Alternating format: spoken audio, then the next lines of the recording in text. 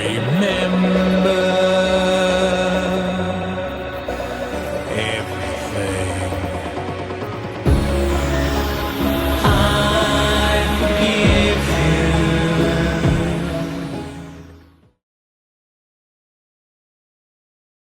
Josh Loughrey. Am I saying that? Loughrey, right? Correct. You remembered. Where's your name? Let's start with this. I'm just going to jump in. Where does Loughrey come from? Is that Irish? It's Irish, Scottish. I think it's originally a Scottish name, but my spelling is the Irish spelling. So you know how those Celtic names go. Yeah. No, that's interesting. And actually, like just jumping in here, so we're going to talk about music, and we're going to talk about your music, and we're going to talk about just music and creativity in general. I mean, that's kind of the idea behind this. I started this kind of series. It's nothing formal at all on YouTube, and then I'm like, hey, Josh, do you want to talk? And just like, yeah, why not? Cool, great. Yeah. It's like very casual. But actually right before this, I was on your Bandcamp page for like the last hour and a half just listening to different things because obviously I've listened to your music before. You did a remix for me. I did a remix for you several right. Well, I don't know if you remember. I do, yeah. Language of Desire, and you did for my This Dark Shroud in 2023, Skeleton Bones. Right. So, we know obviously, right, and we have a history because we lived together in Pittsburgh, and I asked about your name back in the 90s. Yeah, and I want to talk about this too. I want to talk about the 90s, man. We got to talk about the 90s. Oh, way back then. Yeah. Sure. David Bowie.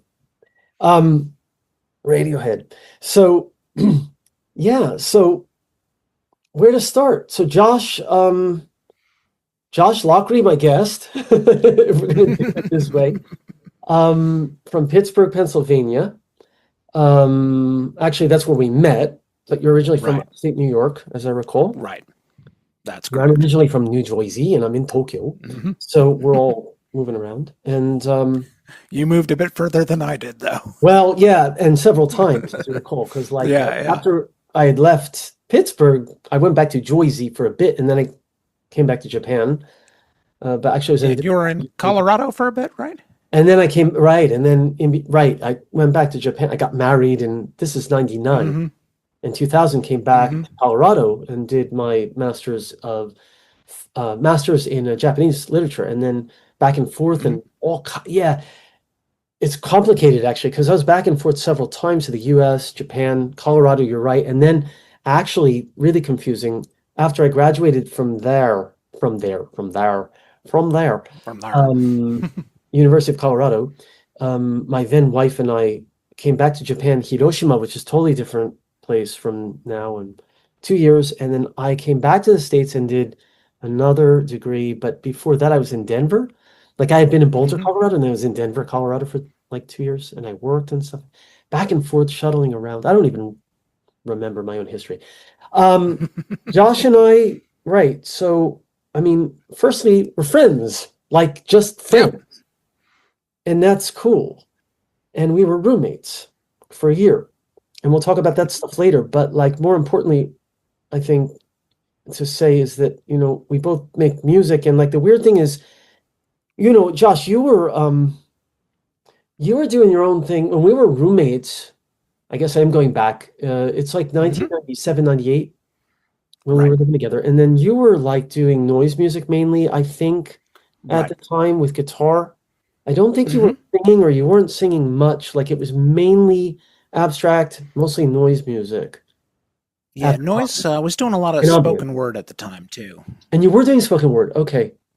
Yeah. Yeah, and I just listened to the key mixes. Oh yeah, that's a fun one. I love that. And actually, I really like the spoken word versions. I know that they're different on the same piece, and most of them are just instrumental, but like there are at least two on there. And I haven't listened to the last 40-minute version yet. I didn't have time. Oh yeah. I will listen to it after. I promise. I want to talk about that. No, I love that. That's that kind of. That was a remix by a friend of mine. Ah, really? Oh, that's okay. Yeah. Someone else's mix, and it's 40 minutes, which is like insane. Yeah. Cool. I love that. So I'm going to listen to your soundtrack of 40 minutes later. And I really love that someone did that for you. But yeah, so the key has spoken word, right? So Right. spoken word noise music, but then, in more recent years, and recent meaning like it's several years now. It's not like just like Yeah, two or three. I understand. been a little while. Yeah. Yeah, it's been a while, but like recent comparatively to the end of the 90s, Hmm. 2000s, like, right, you do a lot. I mean, I don't know how you describe your genre on Bandcamp. You say like goth, dark wave, and there are various labels you might use for Hmm. that. It sounds goth to me, goth music or dark wave, Yeah. did you say? Yeah, go ahead. I'll let you I've say been I've been using post goth as a description, post-goth. not to say like after goth or that I'm too good to call myself goth, but because I've been trying to pull in a lot more post rock influences, Right, listening to a lot of Godspeed You Black Emperor or bands cool. like Lowe and Bradford, and I'm sure, especially with the Lost Key, I'm sure you could hear a lot of those influences. So Yeah, it's still very goth music, but it's also goth music with these big 7 minute long crescendos. yeah.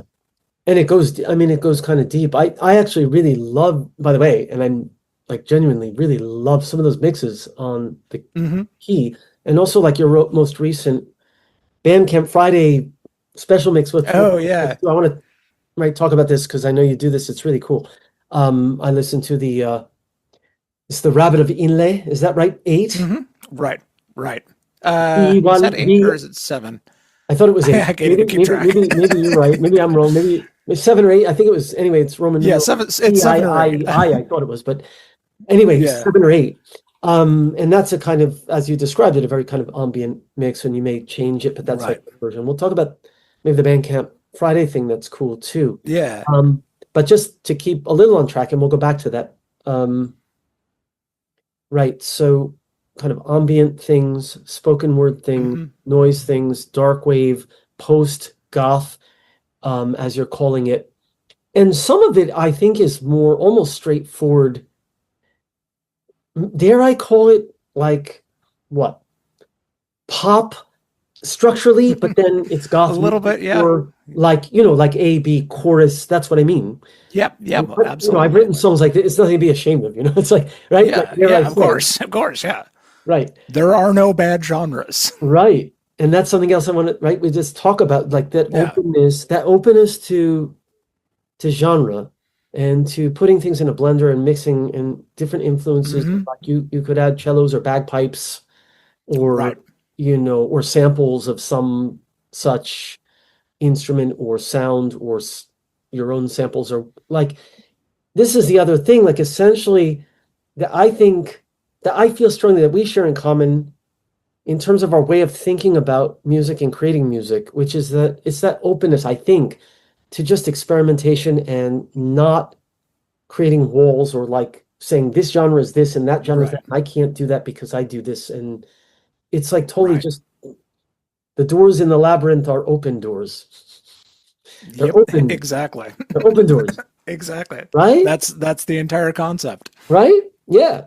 Yep. Not the dead ends in the labyrinth, like the right. That could be no. It's an open, right, and we find our way Yeah. around. But actually, let me ask you this seriously, since I said this. Tell us about, firstly, your project Doors in the Labyrinth, and secondly, the Hmm. name, or firstly Yeah. the name, and secondly the project. However you want to go. Yeah, so the name actually came from an old noise album that I did back Yeah. with one of my prior projects, and there was a story to it. If anything connects all my work, it tends to be very narrative. Right. I'm sure you can, even if it's instrumental, even if it's ambient, there's a flow, there's a narrative, there's a beginning, middle, and an end, Yeah. and I'm telling stories with it. And the story of Doors in the Labyrinth is the labyrinth is a place that's kind of outside of time. It's this mysterious place that's been there longer than anyone has known. No one knows where it came from. You can get there in dreams. You can get there in millions of ways. And in that labyrinth, there are infinite number of doors. And any one of them will take you somewhere different. But Yeah. only one of them will take you home. So the Mm. only way to get home is to try the doors. And how Mm. that relates musically is all the different things that I've done, all the different styles that's just what's behind a different door. Right. So these are all these infinite worlds in this place outside of time, and each song exists within one of those worlds. Oh, that's awesome. I love that. And I think too much about this stuff. no, you don't. That's awesome. Then my question will be, are you ever going to find your way home? Do you ever want to find your way home? Is that the goal, or is that the what is home? Where is home? And Well, for me, or haven't you thought about that aspect? Maybe I'm asking. Oh, I have, yeah. For me personally, I am not going home. I'm staying there in the labyrinth. I see. Okay, that makes sense. But in the context of the story, because this is all kind of a fantasy fairy tale kind of story, staying in the labyrinth is an option, but it's not safe. Right. There are things in the labyrinth, and you need to try a door to get home. Yeah. But also, people who stay in the labyrinth can Yeah. help others find their way back. Yeah. So Yeah. that's putting me in the context of the story. I'm the guy that's been living in the labyrinth for centuries and showing people where the doors are. Yeah. And if they go through a door that doesn't take them home, I call them back to the labyrinth. Nice. And I stay there, and that's my function. And in terms of the music, that's what the songs are. I bring people to the songs. They can find their way out or stay there forever. Wow. No, that's amazing. I mean, when I say it's amazing, I love the way you said this, right? It's a choice. But there's also danger. But isn't there also danger to not going into the lab? Like, this is like Right. two things I thought. I thought the lady or the tiger, right? Like the danger is Yeah. the lady or the Yeah. tiger, right? Which you choose. But let's say you get the lady and not the tiger, but there's danger there too, huh? There's danger there too. There's Nothing never is not safe. danger. And so we make these choices, but which is more interesting, which is more fun, which is more exciting.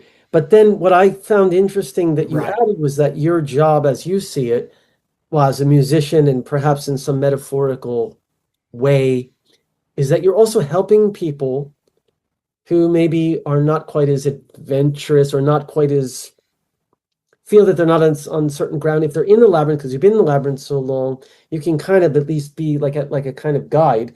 Maybe that's right. Is that what artists do in your idea? Yeah.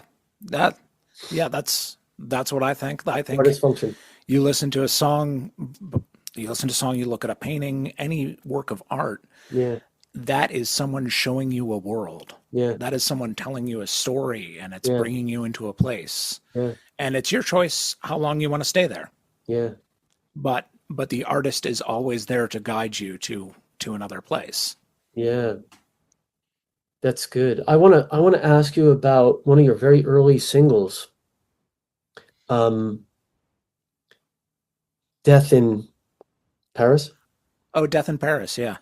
Because that actually, I mean, and of course I saw the video when you had first done it, and it was like you really put, I mean, you had someone film that for you and edit it for you, Right. correct? And you really put a Yeah. lot into that. It's very professionally done, and it still stands out. And I went back to I was looking on your Bandcamp page, and I went and, I mean, I remember the song very well and the lyrics, but I looked at what you had written on your Bandcamp page about it. And it's all Right. about the Paris, right, climate Right. agreement, the fact that, right, it's like, we've pulled out of it, and that's not, you wrote that politics should not, that whether climate change should not be political. And I thought, first I was like, what is that? Well, yes, it is. But then wait a minute. Aha. What Josh is saying here is that, no, it's like a basic thing that if we're going to survive, Right. it's not politics. That's like the survival of our species. So let's not make it politics. Let's not make it money, essentially, right? And so, Right. Yeah. getting weird messages from Zoom. So Oh, yeah. So here's the thing, right? So it was an angry song in a sense, right? You wrote. Oh, absolutely. You said, I didn't want to be political. I didn't want to write political songs. That's not really what Doors in the Labyrinth is about. What Doors in the Labyrinth is about is my journey, but this is part of my journey now because this is how I feel. And so I Right. had to write this thing. And you kind of apologized. You were like, I'm sorry I had to write such an angry song. Yeah. But like this, like F you, what are you doing? And Yeah. reading it now and looking at it now, and of course I remember the song from years ago and the video and all of that, and I kind of went back, and I'll bring it up to the present, but I want to start kind of back there before your first official album, as you had put it, and I'll talk about that. And so tell us about that song and whatever else you want to talk about around that, because I think that song is like more prescient, more important now than ever. We're seeing the effects of what some call the climate apocalypse, Yeah. right now. And of course, without getting too much into the politics of all the crazy things happening now, I'll let you take the mic, or Yeah. punch, as they say, and tell us about this. Yeah, a lot of the stuff I was writing before that was more personal stuff. Yeah. And that just hit me hard, and it hit me that I have things to say. I have whatever platform I have. I'm an artist. I need to communicate. And I was starting to write that song instrumentally as a different song for the Electronic Saviors compilation series. Right. But then that happened, and I wrote those words in like 15 minutes. It just all came to me, and I just flurry of writing that down, completely changing the words that I had been working on for that song, Right. and had to release it as soon as I could. The visual artist I was working with at the time, I sent her the song, and she came up with that image of that burning flower that kind of evokes the Eiffel Tower, and it's just an amazing image. Can you tell us about, and I'm sorry I'm interrupting. Well, at some point I'll ask you about her, because actually I noticed the artwork too is in those early pieces. Anyway, we'll get back to that. There's another a story thing I wanted there to too. mention. But go ahead, tell us. Yeah, go ahead, continue with this. Yeah. So I did that song, and at that point on, I mean, not every song I've written has been explicitly political, but a lot of them have been. And again, that wasn't my intention when I started this project, but you go where things lead you. Yeah. No, that's and even before getting back to the art, because I just wanted to mention, because she did a great job. Great job with the art. And who did the video? It's a filmmaker I know by the name of Chris Mason, who was located in Pittsburgh. Okay. She's been traveling around Europe lately, doing lots of. I think she's working on another master's or PhD. I can't recall.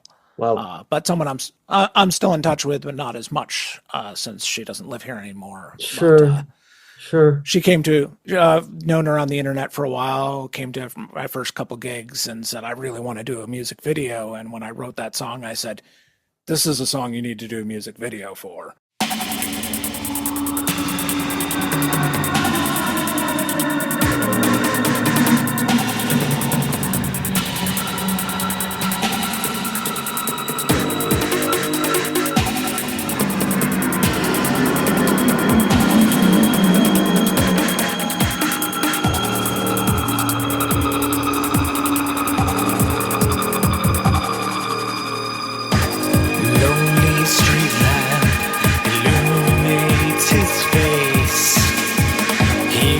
Because it is the right thing to do. Footsteps echoing, drowned out by the pistol's ring. The architect of hate watches as he falls. One death in Paris as the skies slowly decay. One body bleeding as the other walks away. One death in Paris, one hope betrayed.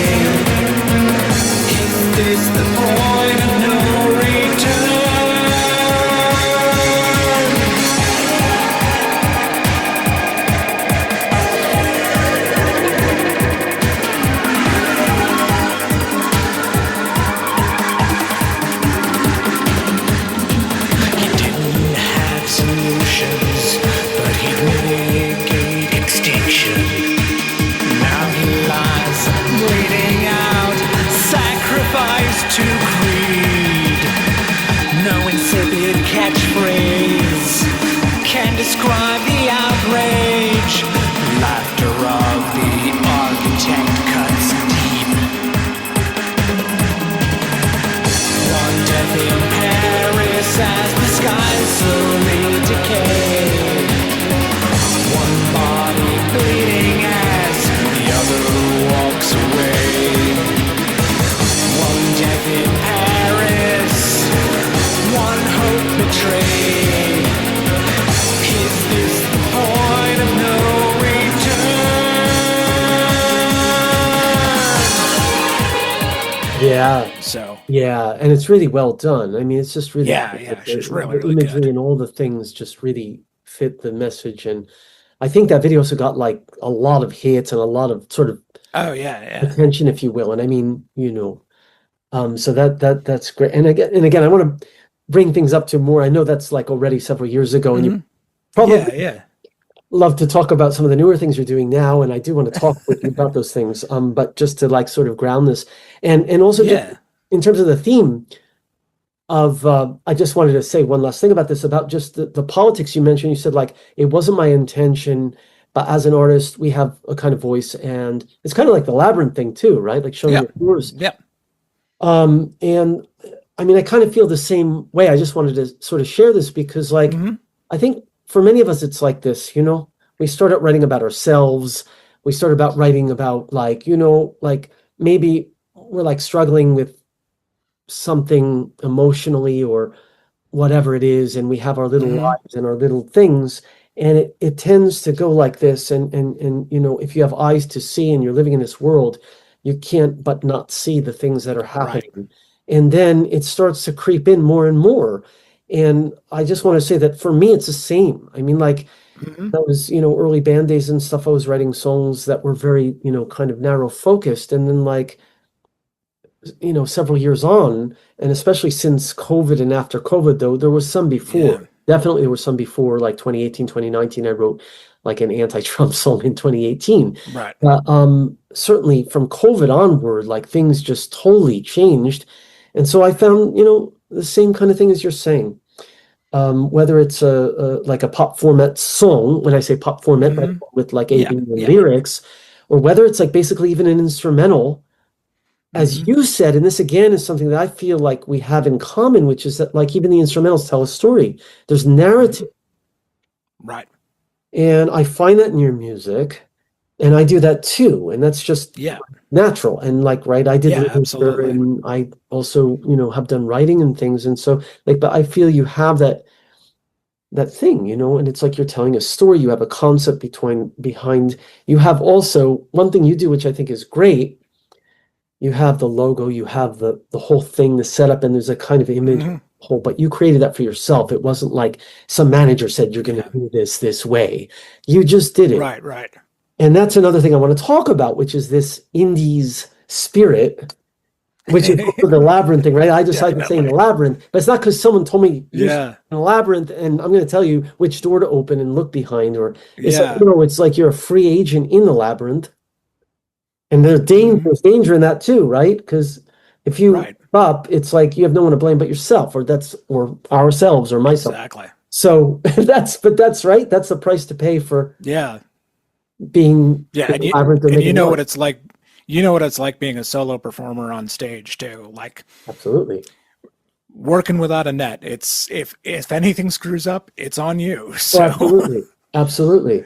But the great part about it, right, is the freedom and the fact that you are responsible, and the fact that you can do whatever the hell you want without anyone saying you're doing it this way, you're doing it that way, or that's not the way to do it. Or like Apple, they go, oh, we did it this way in rehearsal, but you changed the part, and what the hell are you doing? It's time to do that, and you're like, okay, and you go home and you're like, yeah, but that was kind of cool, and it's like, right? So and good bands can go with that, but not every band, right? And I mean, there are we talked about this little like texting, right? Yeah. Now we're doing it here this way, which is more fun, I think. But I want to talk about this with you too, and we'll get back to your music too. But like just generally from artist to artist. And because I have like several things I want to ask you about. But right, so being a solo artist, well, yeah, I mean that's a thing, right? So let me ask you then specifically. So Well, I don't think you were ever like in a, oh yes, you said you were in a band. Tell us about, Yeah, I was in a bunch of bands. yeah, let's talk about this. And actually, let me ask you first. So how did your transition go with band to solo artist to Well, Doors in the Labyrinth? Let's talk about this. well, the first band I ever had Yeah. was with our mutual friend Kath. Oh, That was back you in were the in a band with 90s. Kath? I didn't know that. Yeah, we did a show together. You were drumming for Mindless Faith. Oh my God. And I was drumming for the band. Memories Oh my coming God. Now back. we're really going to talk about, oh, this is cool. Yeah, okay. Yeah. Now we're really getting Yeah, this so started. that was the first project. That's right. I Yeah, and remember that now. Oh was my Kath God. Yeah. Kath was doing spoken word and I was doing noise guitar. And then Kath moved to England not too long after we started that. So I kind of carried on the same thing, doing the noise guitar, working on my own spoken word to go with that. Joined a little garage rock band with a couple friends. And then I started a synth pop project called Narse, named I after remember a that. Yeah. dragon from the cartoon Record of Lotus War, because I'm a big nerd. Awesome. And that project was sometimes me solo and sometimes me working with someone else. So sometimes it was a little bit more bandy than other times. Yeah. And around 2010, I think, I lost the job that I was working in and decided, okay, if I'm going to make money at music, I do weird music. What can I do? Maybe Right. film scores. So I buckled down and started learning how to do orchestration, started learning everything I could, doing student films, did a few feature films, and decided, boy, I hate this. Yeah, it sucks. I Right? Working for absolutely someone. hate it. Yeah. Yeah. But you learn a 'cause lot, the right? music that I learned so much. Yeah. And at the end of the day, the music that was appropriate for the scene might not have been music I wanted to listen to. Yep. And that's always been my goal. I want to make music I want to listen to. Yep. And I know you're the same way about Oh that. my God, we're so similar in this way, Josh. It's incredible. It's so similar. How few people understand this? Yeah. I don't get it. It's like nobody, even those who have been through, it's like, so I'll let you continue, but like, Yeah. you can't stop. It's like, we're like, nod. Yep. And most people you say this to, they're like, some people get it, but it's like, yeah, but you got to make money, or yeah, but don't you want your heard? Yeah, but that. So continue. Yep. Yeah, we're on the same. Yeah. So yeah. So when I was trying to get out of that, I thought as a stopgap, I started a project with my partner Vale, doing traditional Celtic music, but with electronics and guitars. The project was called Ghost Estate. It was really, really good. And in that project, I just focused on playing guitar and doing the electronics. Vale was singing and playing violin. And they're honestly a much better singer than I could ever be. They're just astounding. But unfortunately, their health took a turn. And at the end of the day, they didn't really like performing on stage anyway. So couldn't really do that music. And eventually that led to... Yeah. There's you do have recordings for that. Yeah. There's an EP on Bandcamp under the name Ghost Estate. Okay, I'll check it out. Definitely check it. Yeah, check it out. We do Wind That Shakes the Barley on there. Cool. Yeah. knowing you go back with Dead Can Dance too. Yeah. Yeah. No. I love. Yeah. Oh wow. Cool. Yeah. I'll check it. Yeah. Okay. Ghost Estate. Yeah. So that was a little bit more bandy than a lot of the stuff, which, again, oftentimes even when there were more people on stage, it was me pulling them into my project. But a good friend of mine, Chuck Austin, who does a lot of Celtic rock, sometimes a little bit metal, sometimes a little bit goth. I played in and out of his various bands for a good 5-10 years in the early 2000s. And that was fun. And that was, again, getting the band situation, learning to work with other musicians, pluses and minuses, as you know. So, well, that we could talk about that for like an hour, but yeah. So at the end of the day, I started Doors in the Labyrinth as I want to get back out on stage. I want to make some music that I can get out on stage with. Sure. And Sure. I've done a couple odds and end film jobs for friends since then, but just kind of trying to stay away from that sort of stuff. Right. But the great thing about that, I think, is that, like, again, you have the background, you've done it. And so then, like, you can take Mhm. what you learn from the soundtrack stuff and put it into your own music, which you're doing, Right. obviously. And then Yep, that, absolutely. again, adds, like, such an interesting layer to what you can do to your own, with your own music. Mhm. And I certainly recognize those elements in your music. And I would say that I really like the ambient stuff, and they sound very soundtrackish, and again, like Mhm. telling a story. But like you say, and it's like with the bands, right? It's like you kind of Mhm. don't have the autonomy you want much of the time. Mhm.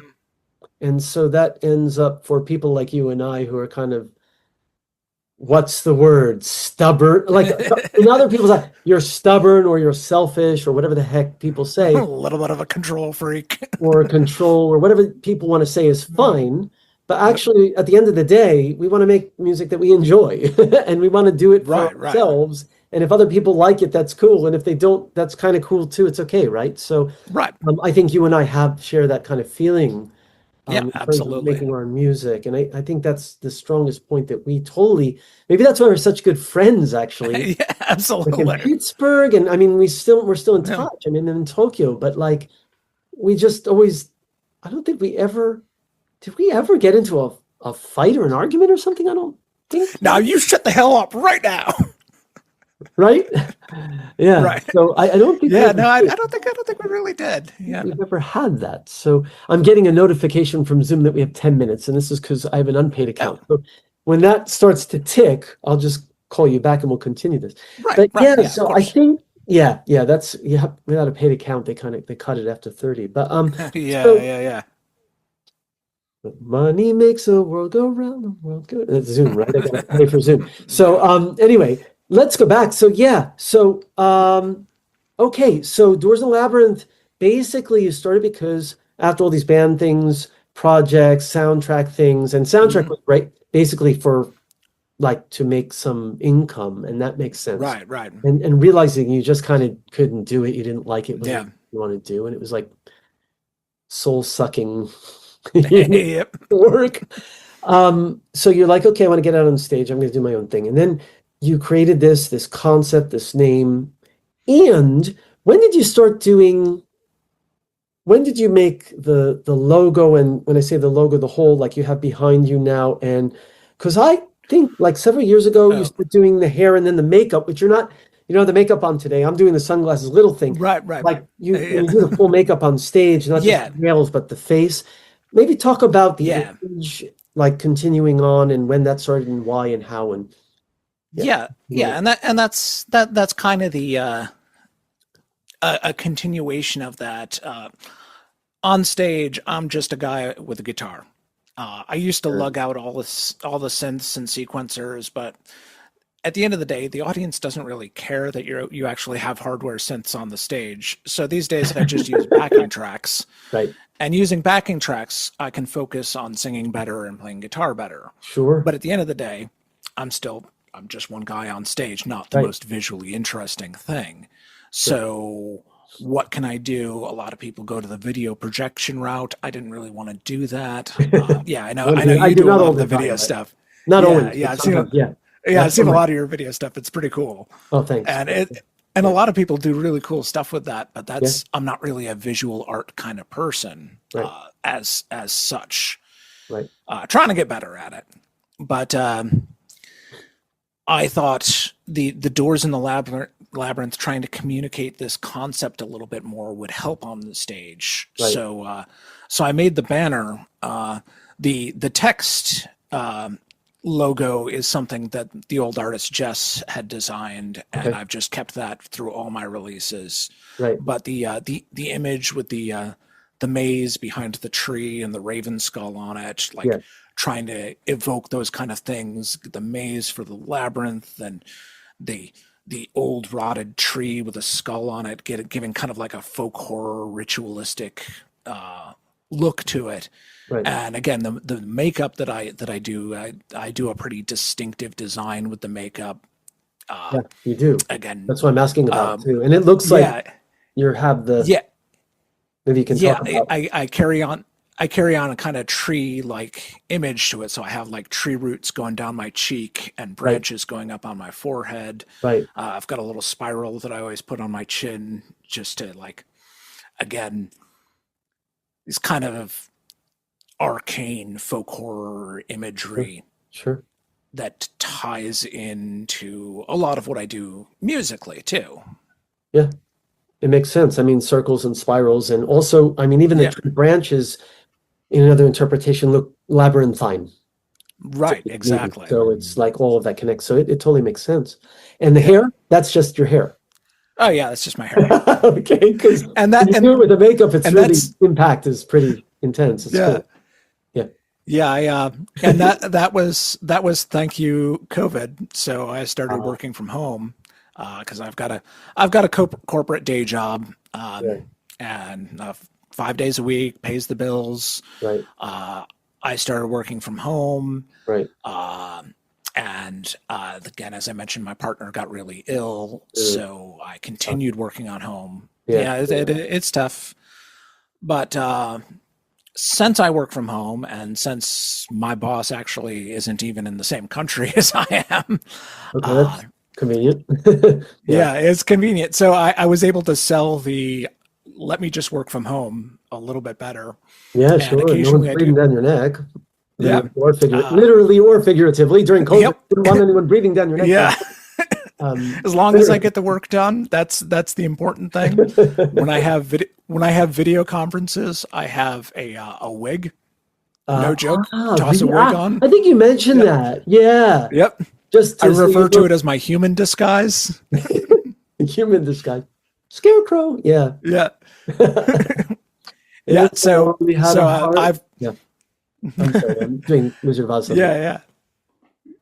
So I mean, I had a mohawk for a decade before when I was working weird little retail jobs. It's just always kind of me. So I took that opportunity, and I've got the mohawk again. That's cool. I like it. I mean, Oh, thanks. color too. It's cool. Even through my red lens, I can see that. Yeah. If I do this, I can really see it. But Yeah. cool, Very blue. man. Yeah. So this is we've still got 4 minutes. I guess we can squeeze it out, and then I'll be dialing you. It's like part 1, part 2. We could actually have like intermission. Part 1, part 2. Yeah. Intermission. Maybe I put one of your videos in or something, and we'll see. Yeah. Because I'm going to edit it later. But a clip. Put a clip of one of my songs. Put a clip of one of your songs. Mash it all together. Don't need my song unless we're going to do a mashup. I could do a mix of Mr. Trout, and I could do my mix of your song. We could do that. I could actually share There you go. my mix of your song, which I don't think is like heard. So I mean, and I could put your mix of this Dark Shroud, something like that. But anyway, I'm half joking about the intermission, but yeah, we could. I mean, I can do anything with editing later, sure. These fleeting words cut to the bone, cast out your rage on these barren shores, on these barren shores.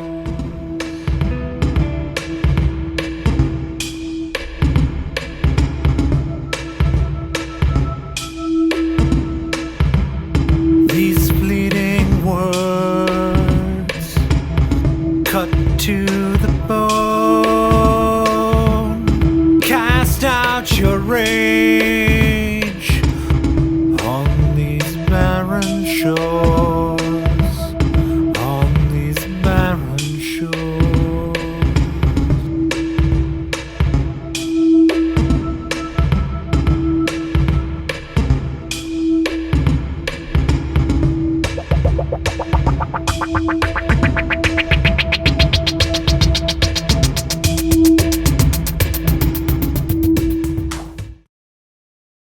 Let's see what you mentioned COVID, and again, now we only have 3 minutes before the break, but I was going to mention that you said thanks to COVID, and thanks to COVID on my end, I just want to say the same. I think for many of us who are musicians and artists, COVID actually provided an opportunity, didn't it? Because I was living alone during COVID, like I am now, in the same place. This little room in Tokyo. I didn't really know many people.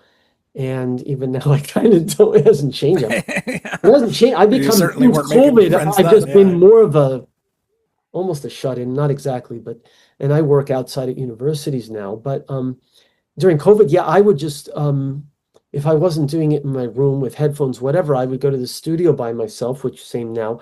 But and I started the first time I ever improvised anything with the guitar was during COVID. I was in the studio and doing my songs and running through and filming, and then I just started improvising. Oh, I didn't realize I could improvise in the car. What if I did this? What if I tapped it this way? What if I hit the body? And I developed a style of playing guitar now for several years. Thanks to COVID, I started doing neck tapping and body tapping, and my whole style changed. And then I started doing other things and just experimenting and self-filming my videos. All the video work that we were talking, you mentioned, thank you very much for your nice comment. A lot of that was also during COVID. I more and more started self-filming, self-editing videos, and I got better at it because I was doing it all the time. Yeah. And because I just loved it. Like you, right? Yeah. It's like that experimentation. You do it and you just get into it. And the more you do, you more, it's like, wow, this is fun. This is cool. What can I do next? What can I do? Then you go to the next step, next step, next step. And then it becomes a benefit, right? So that's what I want to say about COVID, although it was hard right? You had a partner who was ill, you said. It's hard, and it was just killed way too many people, especially here in this country. Oh, I know. Yeah, it's just awful. So when I say things like thanks to COVID, don't think I'm diminishing that. Oh no, I don't. No, I know you personally, and I know you, and I'm not saying that either. And it's a joking way of saying, but like there is the thanks to COVID side though for some of us. Right. Deaths are unfortunate. I mean, it's a very horrible thing, and some people have long COVID still. Yeah. They survived it. I know some people. It's horrible. So I had COVID twice, by the way. I had Omicron. Oh, jeez. But it wasn't. I was lucky. It wasn't that bad. That's good. Yeah. I had it once. The only show I've gone to that I haven't been playing because you got to take some risk. I got to go out and I got to play shows. I understand. Mask when I'm not singing. Yeah. But I went to one show. I went to see Peter Gabriel because I had never seen Peter Gabriel, and I had to see Peter Gabriel, and I got COVID. Yeah, that sucks. All right, so we're back, and I've changed to like regular, like everyday glasses rather than my red ones, because I can see better this way actually, unless I'm out in the sun. We left off with you getting COVID at a Peter Gabriel concert. I didn't forget. And I'm going to ask you, like, what your experience with that was. Like, how bad was it? Or was it Omicron? Or do you remember what it was the sickest I have ever been in my life. Oh, you were really sick. Yeah, I was really sick. I mean, it was just for like 3 or 4 days. Yeah. But I've always had a really good immune system. I've never been sick for more than a day and a half, 2 days. Right. And it was bad. Wow. Oh, that sucks. And then you had like fever and coughing and all that stuff. And then, but after 3-4 days, you just like started getting better and then you were fine. Yeah, symptoms went away. My voice was still rough. I was working on some vocal projects for some people, and I could not sing the way I usually do for a few days after that. Right. A couple weeks, sure. I think. Yeah. For a couple of weeks, yeah. Because once a voice, I mean, I know. Actually, I had Omicron twice. It wasn't so bad. The worst part, the second time wasn't bad, actually. The first time, the worst part of it was like post-Omicron.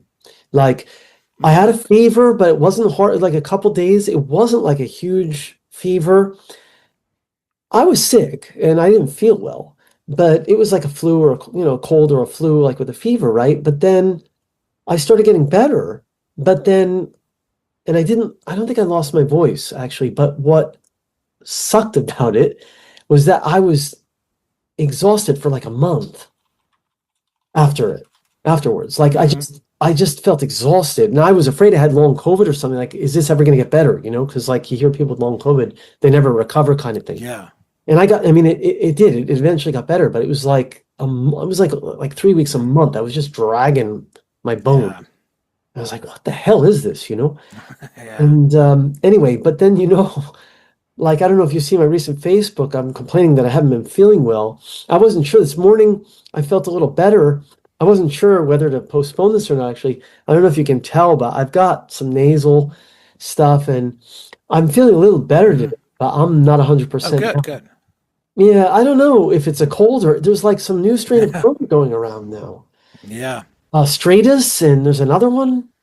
So I wondered if I didn't get some weird form of COVID again. It's not like so heavy, but like this Yeah. time, just talking about we're here to talk about music mainly, but not about COVID and And we're here to talk about life. whatever, right? Life. It's which door you open is going to have a new thing, right? So right now we're in the door of COVID and colds and stuff. But so yeah, just to end this this brief thing about, you know, this cold or what the heck I have. The reason I said maybe it's COVID, even though I haven't been tested, but you know, it started with like just being exhausted and feeling exhausted for like a week, and I thought something's wrong. I thought it's allergies. My eyes were swollen every day and like hard to keep them open. I bought eye drops and I don't normally use them. And then one day I woke up, my throat was a bit sore. I'm like, maybe I'm getting a cold. What is this? And then I had a show and I was fine. I could sing.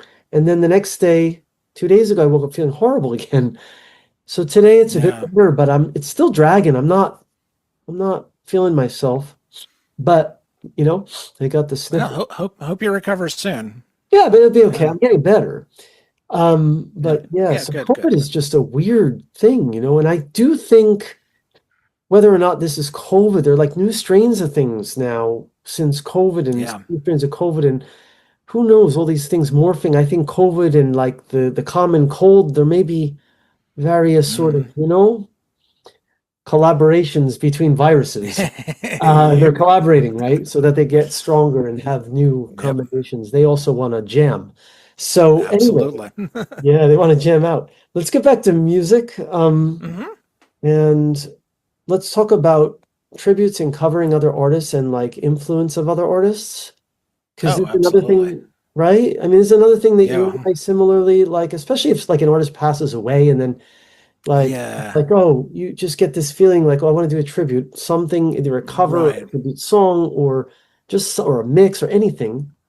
And, you know, I mean, you know that forever I've been doing David Bowie things. Because he's one of the artists who have influenced me in various ways.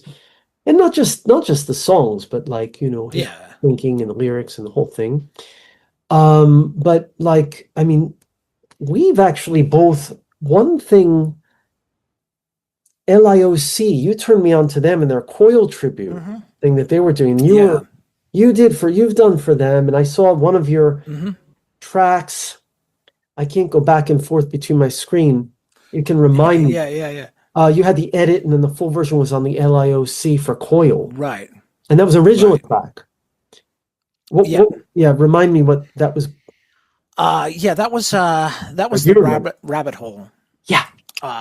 Was the name of it, and that's about getting lost in esoteric knowledge. And as you know, Sounds like John Balance. John Balance is all about the occult, absolutely. And so I was thinking, okay, we're doing a tribute to Coil, but original music. What is a thing that I liked about Coil, and like that exploration and that sometimes obsessive exploration. Yeah. Oh, absolutely.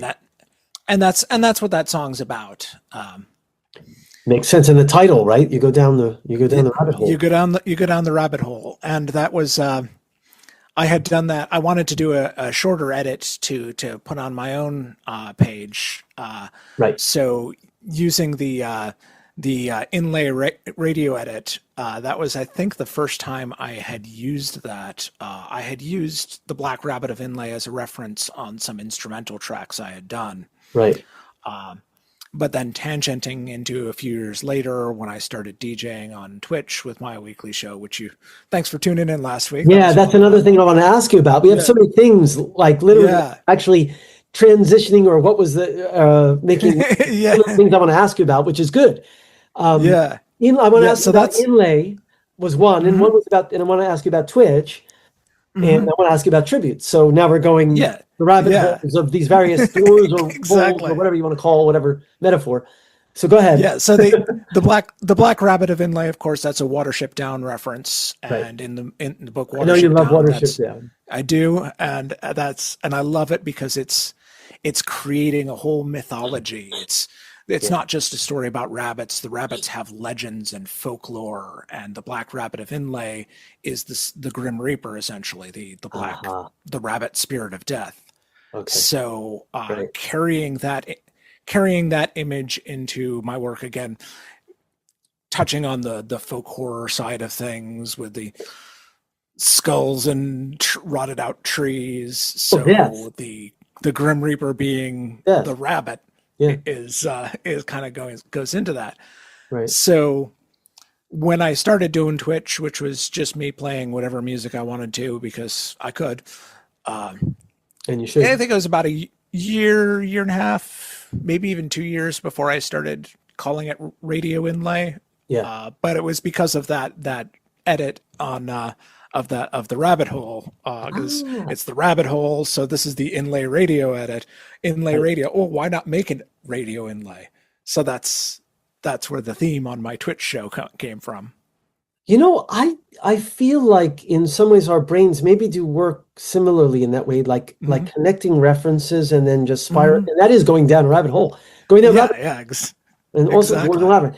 Like you connect and connect and connect and then tie together, and that's also that's the way narrative works too, right? And language and metaphor. I mean, I teach literature, right? So, but you don't have to be a literature person per se to. It's but it is right. It's story and storytelling and metaphor, and so like Rabbit of Inlay, rabbit hole, Inlay edit, aha, right, and then next and you connect, and so then your show connects to your edit, to your song, to your label thing. And all those connections, and like I have that too. My entire, I don't know if anyone has picked up on half or even one of any of the references, because like people hardly ever mention any of these things to me. I don't even know if anyone's listening to any of it.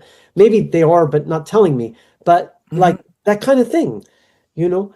I do this too in my music, and I did it when I was writing stories, and like they're just connections and references and self-referential. Bowie did this a lot too. And that's one thing I like. He was also very narrative, told stories. And like you, with your makeup and your image, Bowie, like he was always changing his characters on stage. Right. And he wasn't always doing characters even. But each thing had an image. Had a visual identity. A visual identity or a thematic identity or, you know, whatever it was. So I think in that way, again, it's interesting. Yeah. So Another thing, another place that I got that sort of thing from. I know we both enjoy the works of Edward Cospel with the legendary Pink Dots and Tear Garden, and we sat around and listened to that stuff together as roommates. And in his writing, he has a lot of images and themes, the premonitions, the character of Lisa, the hotel noir sort of thing, like that keep coming back year after year in different contexts. And like you're saying, like connecting it all together, even if it's not necessarily immediately connected. Right. Shadow Weaver and what was it? The Chemical Playground volumes 1 through 2 million. And I don't know what they're up to. And all the I think 15 was the last. 15. Okay, all those Space Jams. Or no, they're past that now. I think it must be past 20 or something. And it's still going, right? And he apparently still going. Tear Garden with Kevin Key. They're doing Tear Garden again. Yep. I know about this Tear Garden album coming out. Yeah. So, oh God, I mean, if we get into that rabbit hole, we could be talking about other artists like the entire time, and then we won't be talking about our music anymore. Like I do, but this does connect again to tributes. Right. So you just connected the question I had about Inlay and the rabbit, and the second question I had was about rabbits in your music, which you just kind of answered. But like I'm thinking about, and you just described the reference and how it's like death, or it's the Grim Reaper, it's the But like, you know, I'm thinking about like, what is it with rabbits? Because like Donnie Darko was the rabbit thing. And also like, for example, like David Lynch, that last one of his and then Inland Empire. Inland Empire, the rabbits, right? Yeah. That really Yeah. surreal. Of course, his work is also real. And rest in peace, David Lynch. Yeah. Also another Big rest in peace. Oh yeah, I mean, gosh, and like Lost Highway, right? With Bowie's "I'm Deranged" on the sound, Yeah. and Trent Reznor producing, and Yep. David Lynch, and all the connections that you could make. Yeah, Inland I was thinking Inland Empire and the rabbits there, and your Yeah. rabbit references are not just Inlé, but you had Rabbit Hole, but then, well, Black Rabbit of Inlé, wasn't it the most Right. recent? So that just Right. connects. So I was going to ask. So that's one thing you answered. Yeah. That's interesting.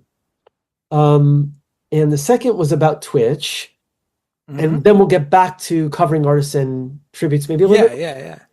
I guess we could continue with that, but let me ask you about Twitch a little bit more. Let's mention Twitch and Inlay. So tell us, me/us, if I'm going to be watching this eventually, about Twitch. Yeah. So once again, during the pandemic, I went from a period when I was going out to see bands once a week, going out to a club night and dancing every once in a while. Yeah. And then we couldn't do that anymore. And Yeah. we're trying to figure out how to do things online. So people were DJing on Twitch. So I spent a couple of years, instead of going out to a show, I'd spend the evening hanging out on Twitch and getting to chat with people and meeting some new friends. And that's how I became social, in absence of going outside of the house. Right. So after doing that for a little while, I thought, oh, what the hell?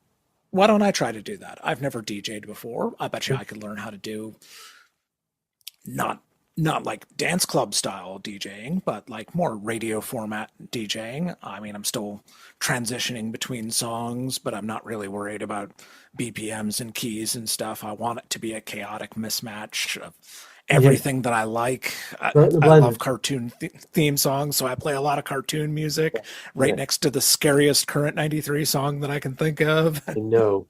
And by the way, because I joined for the first time last time, and I got to see what it was. Back when you had the dark crystal, right? Is that right? Yeah, the dark crystal. I was like, oh, this is so Josh. Yeah, I usually, for a background image, I usually run an old fantasy movie because I love fantasy movies. You're also a fan of Labyrinth sometimes. Right? I like Labyrinth. Yeah. My favorite fantasy movie is Legend, okay. And I run Legend an awful lot. Okay.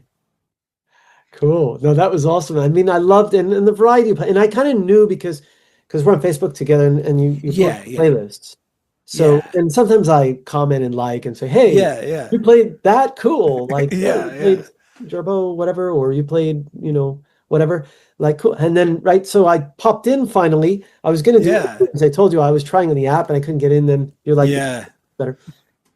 So I popped in on my Mac on my computer and it was cool. And so the Dark Crystal running.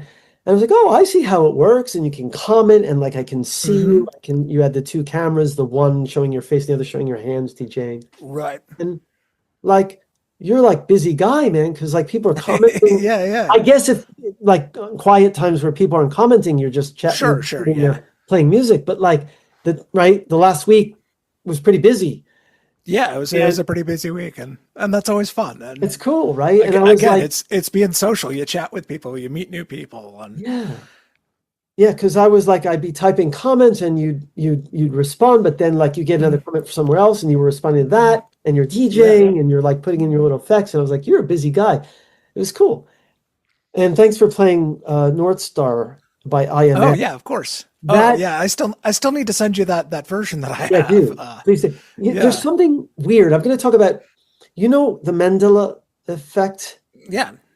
I have this Mandela effect, but the Mandela effect, I wasn't crazy because you proved that I wasn't crazy to me. Right. Yeah. Maybe I'm the only one who noticed this, that I know anyway. There's the one thing is the line, as I mentioned to you, I've seen bad things that I cannot make them go away. The version you played, which was the version I had remembered, that changed. There's the Mandela effect thing. Yeah. It's wait, it was I've done bad things, but now it's I've seen bad things. Wait a minute, something's weird. And then you played it. It was wait a minute, I was he said I'd done bad things. And then during the bridge, where it's the blue hour again, the bridge. In that section, there's also on the version you played, and this I had forgotten about. he says there's an extra line or two in there. Like he says, Right. scorpions in the sand. That Right. part's also been cut. If you go to Apple Music, I'm not on Spotify, and that whole the politics Yeah, of it, yeah. kind of that's horrible. Yeah. But like Spotify, Apple Music, whatever, YouTube version, and that's a different mix. That scorpions in the sand part is not there. And he says, I've seen bad things. And I think I mentioned this to you. I did 2 covers of that. Yeah. I did an acoustic cover, and in that version, I said I've done bad things. Yeah. And when I did an electronic cover for This Dark Shroud, I said I've seen bad things. Yeah. I was having a Mandela effect thing, and I'm like, maybe I'm crazy. You never said done. I did my version. Yeah. When you send me the MP3, I can tell the world that I'm not crazy. You're not Anyone wants to crazy. know. Listen, hey, it's like AI, right? They change things. It changes the Yeah. facts, right? Isn't that politicians doing? Like, Yeah. no, we'll just revisionist history, right? No, he never It's said I've always done. been There that was no way. scorpions in the sand. We can talk about this too. We did mixes for each other, which was cool and Right, fun. right, I'd like to right. do again. I'd like to collaborate in some way. Yeah. Like in during COVID, right? A lot of Right, people right. doing online things. We could do again. I did Language of Desire for you several years ago when you did This Dark Shroud's Skeleton Bones. Right. And I think other people have done mixes for you like frequently, and like you mentioned that 40-minute mix. Yeah, a few of them. I think at this point, I've probably done more remixes than had remixes. Yeah. But that's how it goes. Doing it is sometimes. cool too. If people want you to doing it is cool that's too. Yeah. It gets your name out the way. It's cool. It's collaboration. Yeah, it's funny. The last 2 tracks on the Lost Key, were one done by Remora and one done by Small Lifeform. They're both projects of the same guy, and this is he runs the label Silver Records, and I've done a couple things for them, and he has a series called Droneuary, which are all these drone pieces to be released in January, of course. Right. And the original version of that song was done for Droneuary, and I did it as kind of a post-rock drone. But about halfway through the process, I got the idea this could be, instead of more post-rocky, this could have gone more ambient. Right. But I finished the track, and then afterwards I thought, well, what would have happened if I explored that fork? What if I took that, and what if I had decided to make it more ambient? Yeah. And then I thought, well, what if I took that and made it a little bit more noisy? And like all these variations and iterations. I did a version with the spoken word pit that I wrote for that. That wasn't on the original track, but that was. I love that wrote actually. Those versions. Yeah. It's great. I love the spoken word part. Me clearly doing a Thomas Ligotti style horror story. Yeah. Yeah. And I did a dance mix. I did an acoustic version. Yeah. I just, before this, I literally listened to all those mixes. I heard the acoustic. I went that far. I just couldn't listen to the 40-minute version. But I listened pretty much the rest of the mixes. Go ahead.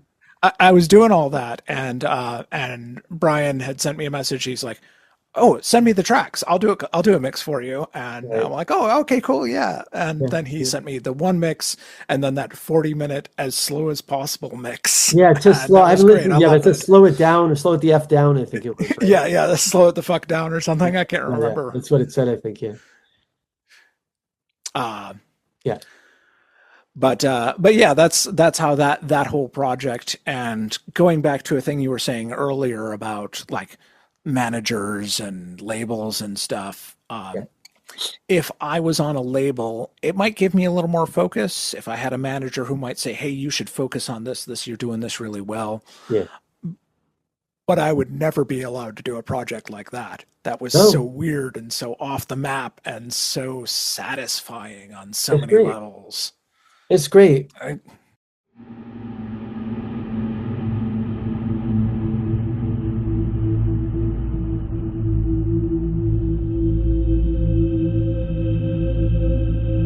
houses stood at the top of the hill for generations. The boarded-up windows conceal a forgotten history. Few recall the names of the occupants, and soon those too will be lost. The front door is shut, but the lock has been broken long ago. With a little force, I make my way inside. This is not the first time I've walked these halls. This is not the first time I've been drawn to this remnant of the past. No one wants to restore this place as a home. No one wants to remember. Better to forget the house that stands at the top of the hill and let nature reclaim it. There's a room on the second floor where I always find myself. The wallpaper is slowly peeled, revealing the plaster wall beneath. I can almost hear...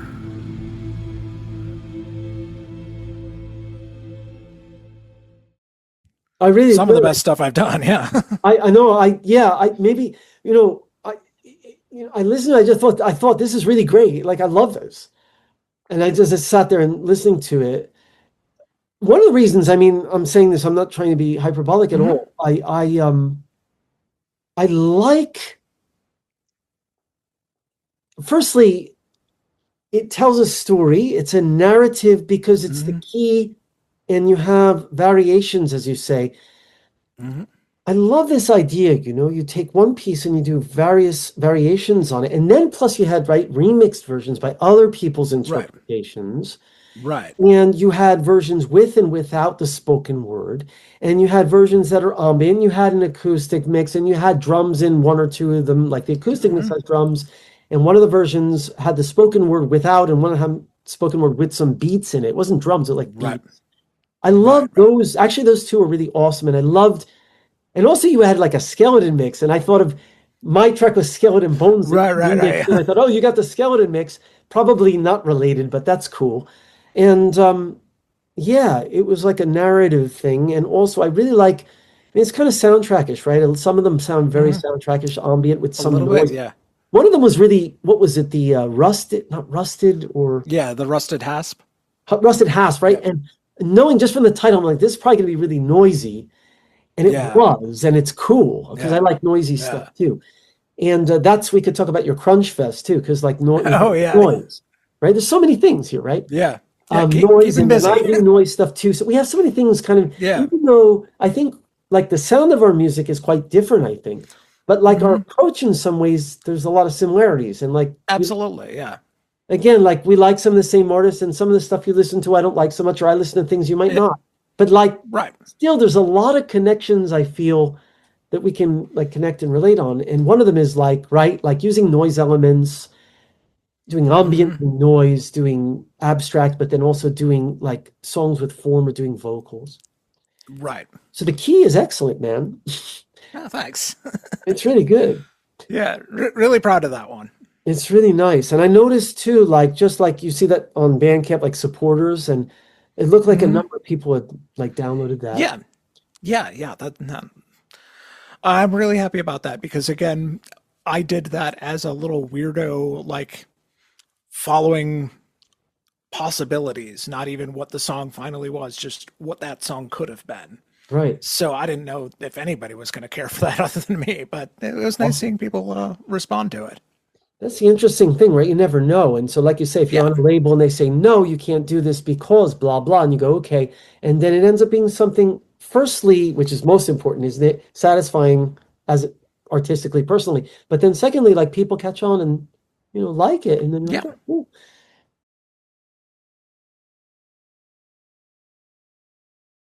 Maybe you want to talk a little bit about the Shadow of the Monolith, because that's like your first bona fide full-length LP. That's the real album, real songs, start to finish. Yeah, big constructed piece, and once again, that was during COVID. I had some time where I could really focus on writing these songs. I had just done another piece that's the Foundations EP,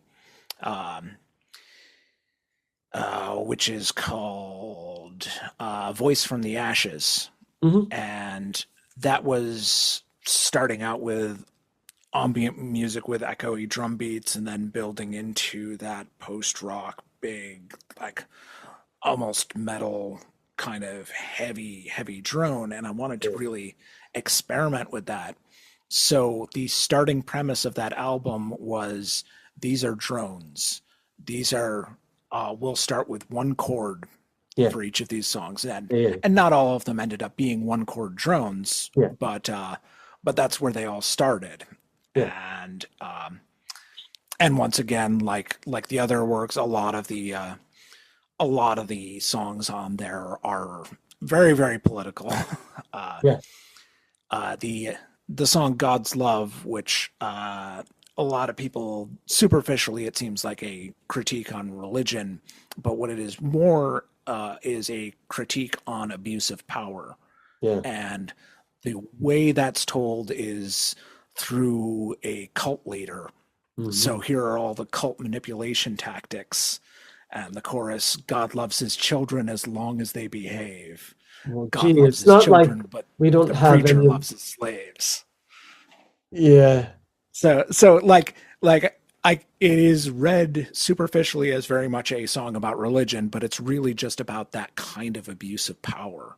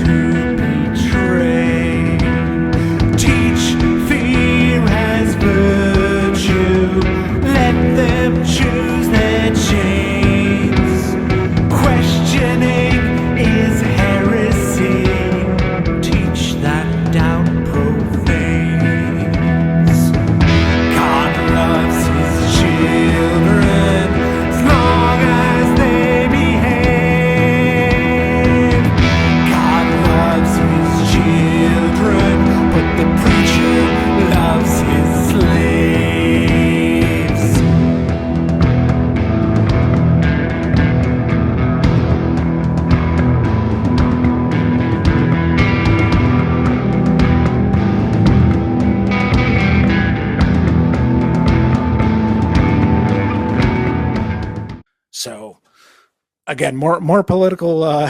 That was in 2020. Trump was still in office. Well, we say still. First time. Exactly. Right. So again, right, it's kind of like going back to we were talking about the Death in Paris and how it's like even more pertinent today than maybe, like you were saying, angry when you wrote it, and it was like at the time pulling out of the agreement. And like with the Trump thing, right? Yeah. Here we are again, right?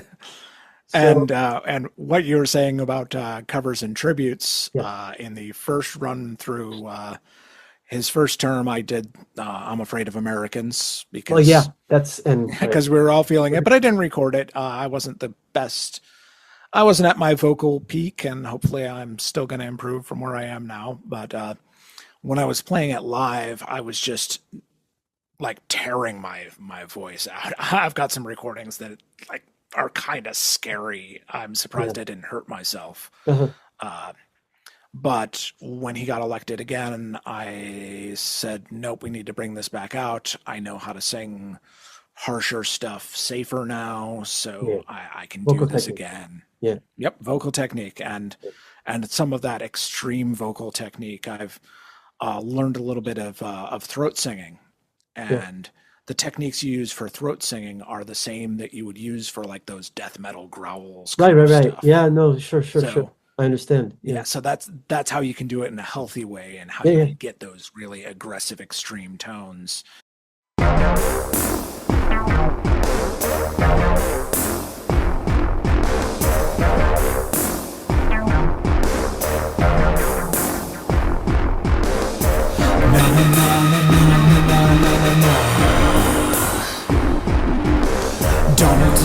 America, no tricks with the wheel.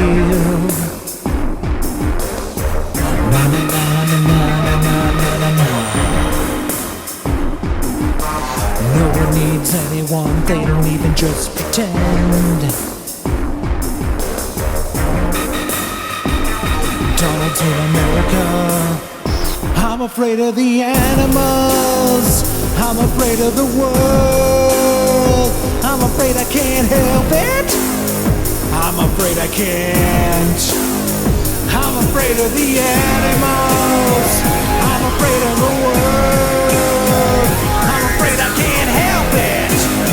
I'm afraid I can't. Donald's in America.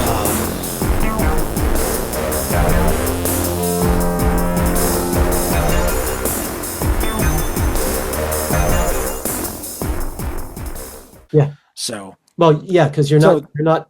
It doesn't generate from here. It generates, right? Right. Yeah. That's vocal technique. Yeah, for like high notes. Slowing down the airflow. Yeah. Yeah. So that's so I brought that song back out again and I recorded it. Also a tribute to David Bowie, of course. I know I will never like David Bowie as much as you like David Bowie, but I don't think anyone not a contest. Not a contest. Actually, but actually that's another point that connects us. Not just David Bowie, but I mean, but this covering that particular song and bringing it back at the time, we both did that. Yeah. Well, actually, no. Yes and no. In my case, the first time I covered it, it's telling me 10 minutes. Okay. And they're like, every time they do that, they go, do you want to upgrade? It costs this much. Yeah, of course. The first time I did it was 2018, and I was just covering it as a Bowie fan, because I did Bowie covers. And in 2018, I had done this whole album of Bowie covers, and that was one of them. So it didn't have the political thing per se, although I changed the lyrics even at that time. Yeah. They were a little smarmy and a little bit sarcastic at times. That was the way I did it. But what connects the versions and the timing of our versions is indeed when Trump was reelected, I decided to revive it as well. Actually, I revived it before that, and I did a version. I've done several mixes of my version of Afraid of Americans. One of them was more sort of when the war escalated between Israel, Palestine, Gaza. Right. And there was a bit of that, and I had some of their samples in the background with Gaza things because of the American support. This was before Trump was back in office. I felt Biden. Why is America supporting Israel? And then, though, earlier this year, on a release I did for an outside album tribute. We could talk about. We're not going to talk about that. Nice, yeah. Well, here, but I did it actually a triptych of outside tributes. Recently, and the second part has I entitled it "Afraid of OV Americans" KAA. And right, like Afrikaans, Americans. And that version, I did a video for it, and that version has images of various politicians, including Trump and like Trump with Musk, and it's very political. Bad stuff out there. Drugs, terrorism, child exploitation. These are things that we take very seriously, and I want to make sure we handle this hard. Built a lot of complex systems.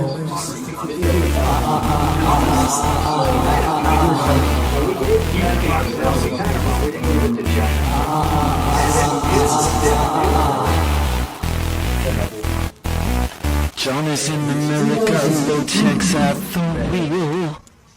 We're all kind of, No one needs anything, they don't even just pretend. being angry. Shit is okay. And it's time for people to wake up. And I've used a metaphor that we're going to build like maybe. John is in America. It's not just a picture town, it's not just, American. I'm afraid of Americans. I'm afraid of the world. I'm afraid I can't help it. I'm afraid I can't. I'm afraid of Americans. I'm afraid of the world. I'm afraid I can't help it. I'm afraid I can't. I'm afraid of Americans. and it was the same timing almost Yeah. as, because when you released your new version, I remember you posting it on Facebook, and I remember commenting on it because I Yeah. listened to it. I remember both your versions, actually. I've heard your Yeah. original, and I think a comment I said, this version's cool. It sounds great. Yeah. It does. It sounded, better. It was good. It was improvement. I mean, I like the first one Yeah. too, actually. I don't know about the live versions where you were killing your voice, but the studio versions. Yeah. But yeah, that song, obviously, I think a lot of artists covered that like last year or the beginning of this year. Yeah. Trump got into office, it was like an obvious song to do Yep. for a lot of artists, but like the fact that, so the politics and the tribute, that kind of goes to both. I'll let you continue, but also you were talking about In the Shadow of the Monolith. So yeah. So that's if anybody ever wanted to approach my work, that would be the one I would say start with. It's clear this carnival has no plans to depart. We're giving it everything it needs. Once we bend a little, it will demand the rest. Imprisoned by our avarice and greed. It is up to us to break this curse. One way or another, if we get through this, leave our childhood behind.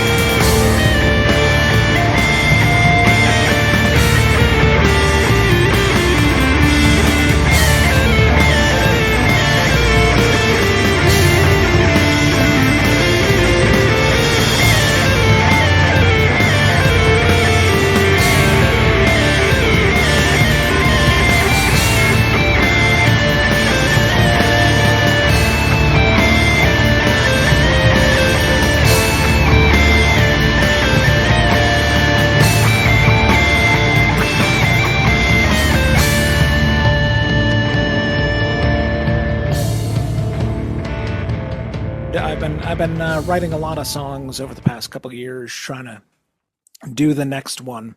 right. Although the next album I have planned is kind of reworking a lot of songs that I think needed kind of a second chance, and not just Doors in the Labyrinth songs. Some of songs from my older projects that I think are still really good songs. I want to give them another chance. So that's what the next one's going to be. But Awesome. but yeah, really loved recording In the Shadow of the Monolith.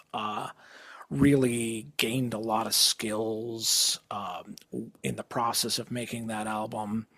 Right. I literally re-recorded all the vocals 2 weeks before I sent the album to be pressed on CD, because I had a big vocal breakthrough, and you know, as a musician, you know what that's like when you get over a plateau and you're like, I'm so much better, I need to redo all of this. Sure.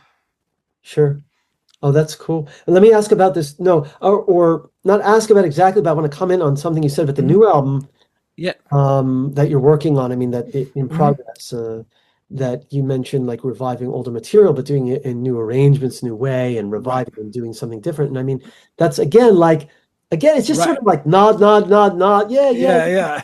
You know, because like this is one thing you do, I've noticed, and one thing I do, and other artists. Obviously, we're not the only people who do this, but like it's like you know, like a song. This goes back to the key in your remixing and making like variations. That a song doesn't necessarily only have one life, and like when you have a band, you tend, like, this is another thing about bands versus like being an independent or solo artist, that the leeway that, I mean, some bands do this, I know you don't like Michael Jira's thing so much.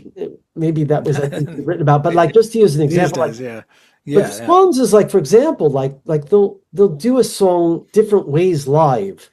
Right. And every time, like, they'll do a different arrangement. They'll like take the song and be totally different, you know, like tour to tour, or even sometimes show to show. They'll do different arrangements, that kind of thing, right? Like you can take a song and you can just, you know, that's with a band, right? That's what I want to say. But Right, right. usually, like as a solo artist, many bands won't won't let us do this, right? Like Michael Jira can do it with Swans, but like a lot of bands, like you have the band arrangement and that's it. Unless we do it the like same way at the same collectively, time. right? Everyone agrees, and then you have to practice it another way in a new arrangement. It's kind of harder to do, but like if you're like you or me, it's like, well, hey, I'm going to try this a different way because I can. Like Twitch, hey, I'm going to play the music I want to because I can. Because I can, yeah. There's no manager breathing down my back. I'm going to work from home and do it my way and get it done. So exactly.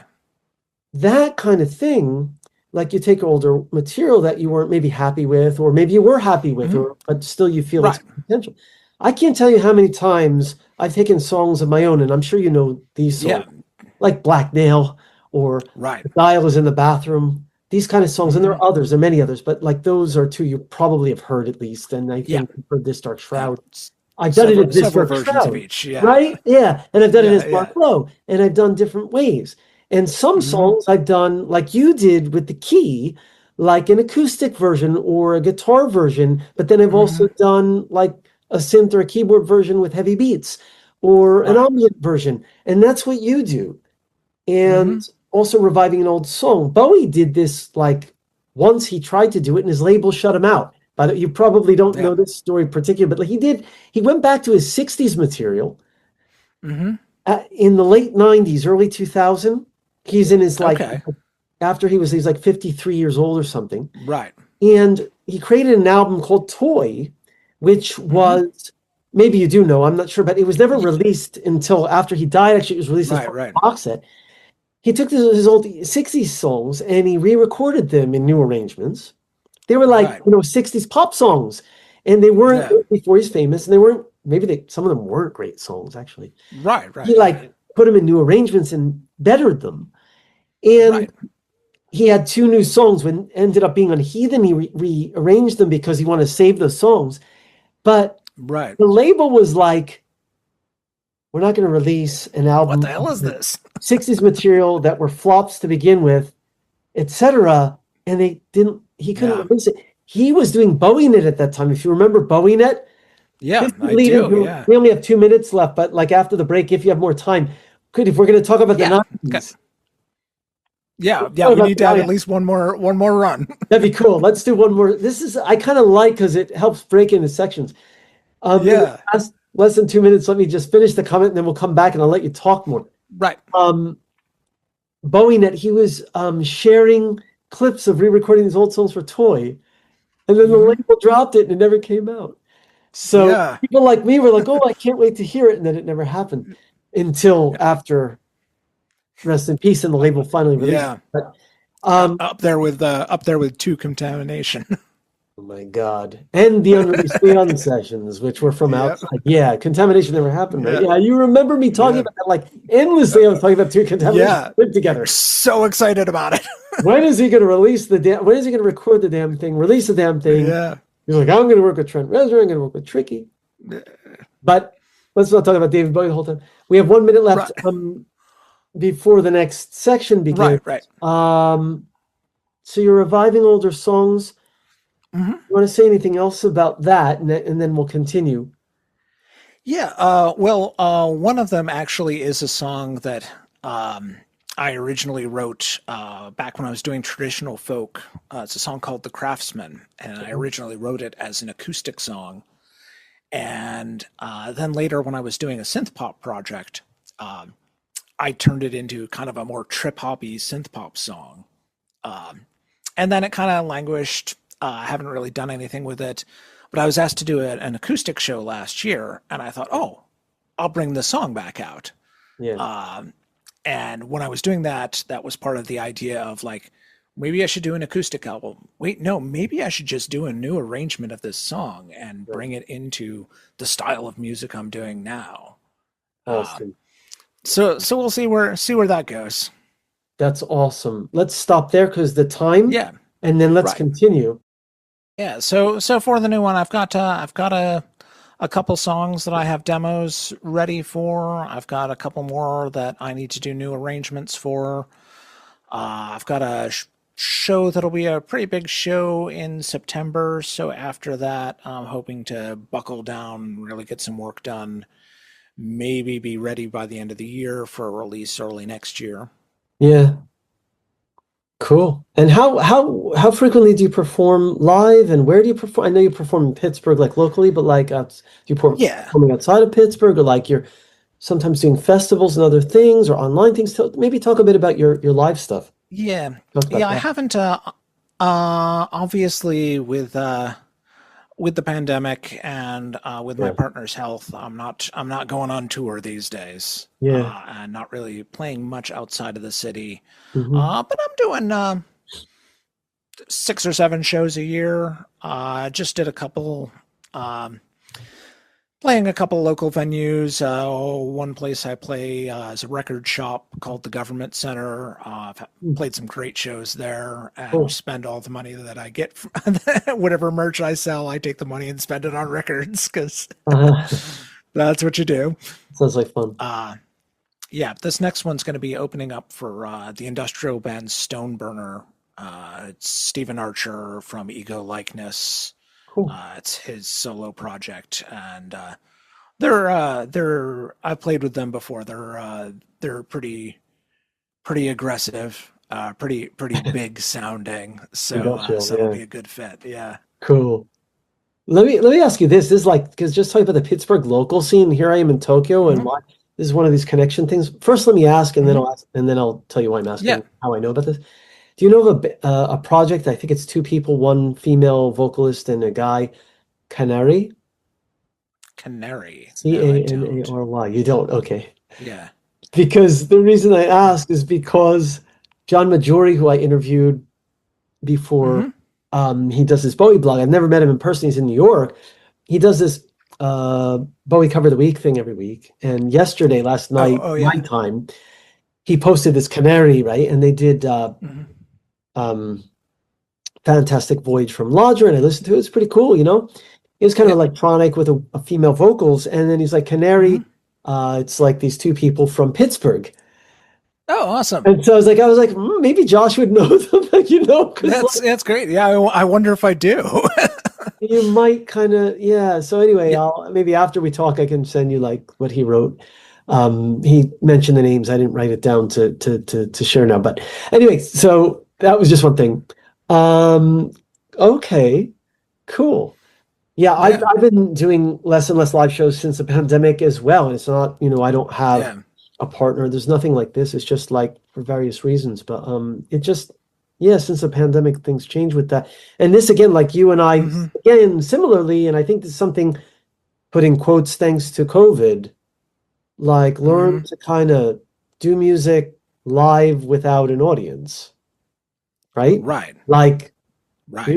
We can do our own thing. Like, you have your setup, you have your Doors in the Labyrinth thing and your lighting, and you know how to do, multiple camera angles, and you can edit it and you can do it. Yeah. I go to the studio, or I even in this little room, if it's not loud, I can't play loud, but I can still make music and do, and then mix it myself and do the video. So I think you and I are kind of, I'm not like patting my own or our own backs here by saying, but like indies, right? It's like, hey, I don't even need an audience, I can do a live performance, and it really is live. Yeah. And a lot of artists, like during COVID, one of the things was in Japanese called Haishin, which is, I forget my English. It's Haishin Live. Haishin Live. Haishin is like literally like, what do they call it in English? I forget. Where you're running it live. The camera's live and people can watch live. What is the word for that in English? Just like a live stream concert. Live stream. I can't. Yeah. I'm losing my English. Haishin is live stream. That's what I was trying to say. Yeah. Yeah, but I don't know if if you do live stream, I tend not to because I'll record it and then I want to mix it and edit it. Right. But what is your feeling on like live stream versus like mixing and editing something? I tried a bunch of that 2020, 2021. During the And it's pandemic. fun to do. The downside of it is like you're like on my Twitch stream, like as you know, like That's live. there's the chat going. And so if I'm playing live, I can't really engage with the chat. And that's kind of disappointing. And it's so I don't like doing that quite as much, but I do occasionally do live performance on my regular stream. Right. And similar to what you're talking about with the editing, Yeah. when I finished In the Shadow of the Monolith, instead of doing an album release show, I did a live in studio thing. I had 4 cameras set up, and I played it live, and then I edited it all together. Yeah, I've seen some of your videos style. like that. Yeah, I've seen some of those. Yeah, they're good. I mean, you did a nice job with them. Yeah, thanks.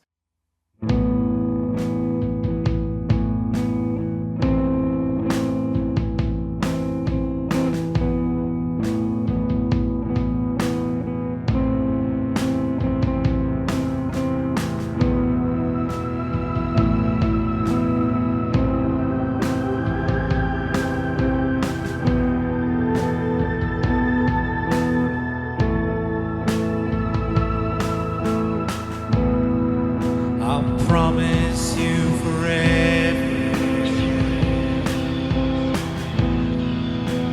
If you take my hand, come with me into the realms beyond. Leave sorrow behind. This world is full of weeping,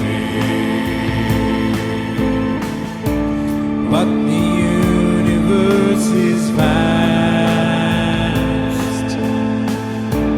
In the lands of the summer sun, you will find me, find a home.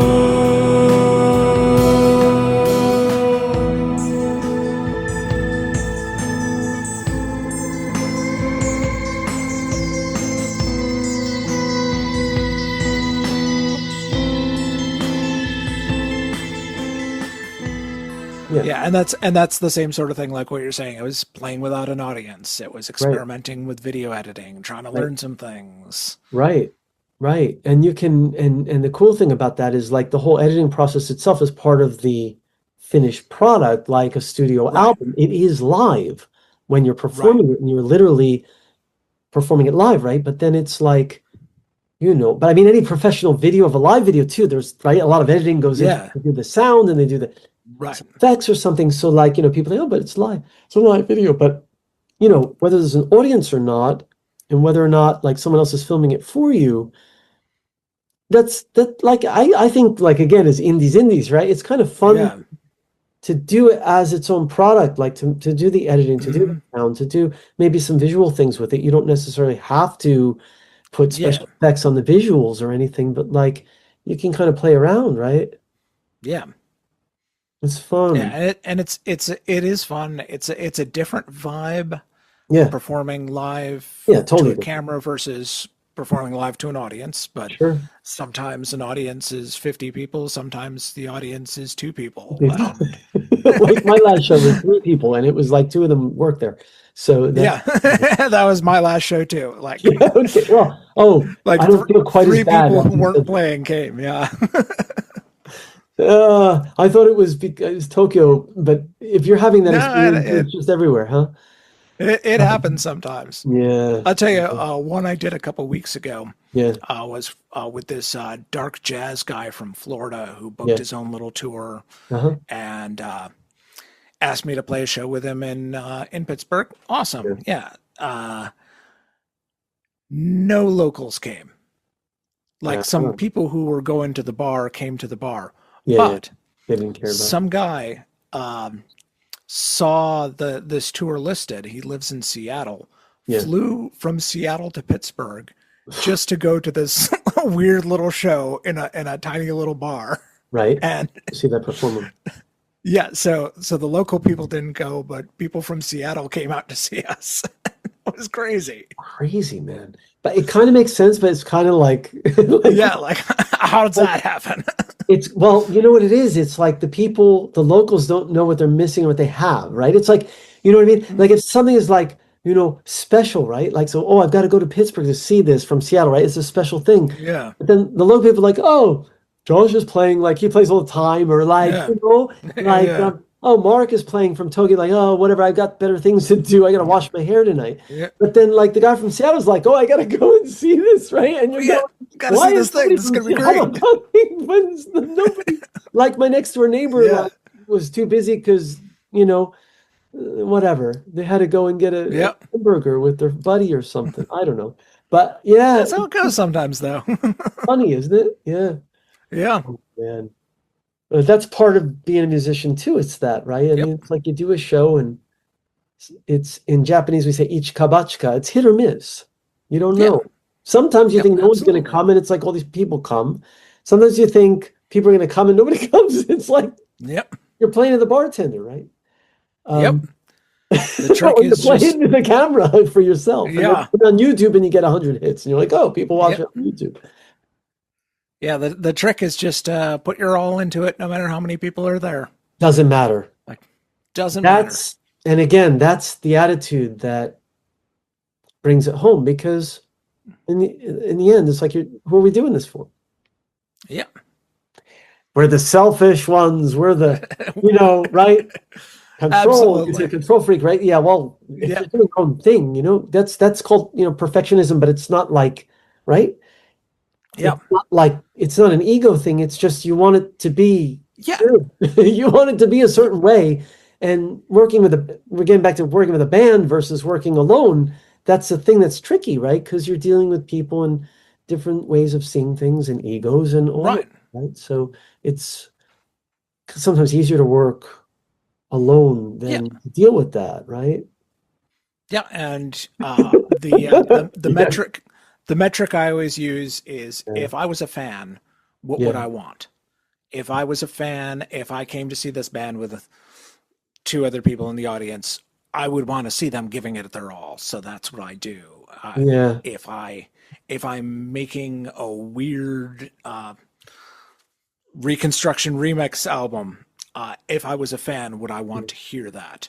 So like, Right. that's the way I look at it, because I Okay. am the fan. Right. I want to listen to this music. I want to make the music that I want to engage with. Yeah, So, yeah. I think there's a similarity and a difference there. The similarity is, well, obviously give it your all, and obviously Mhm. you want to make the music you want to hear. And in that way, I mean, I listen to my own music, and I think you probably do Yeah. too, I'm assuming. Absolutely. And I was happy to see, by the way, we talk about David Bowie a lot because I'm always, you know, like I saw this interview, like where he's like, it wasn't an interview, it was like one of those weird things. It's about outside. And he said, when I listen to outside, and then in parentheses, I listen to my own music at home, by the way, kind of thing. And he's like, I Yeah. went back to this, wrote the Baby Grace thing, because like I knew this girl and she always had problems. And I was like, oh, he listens to his own music. He makes music he Yeah. wants to hear too. You make music Right. you want. I make music I want to hear. Scott, you know Scott Walker, right? Scott Walker. Yeah. Guilt and all that, right? Yeah. He was like, I can't listen to my own music. Like I listen, he was such a perfectionist. He'd go over and over and over and over, and he's working with people. And once he got the final cut, he's like, okay, I'll never listen to it again.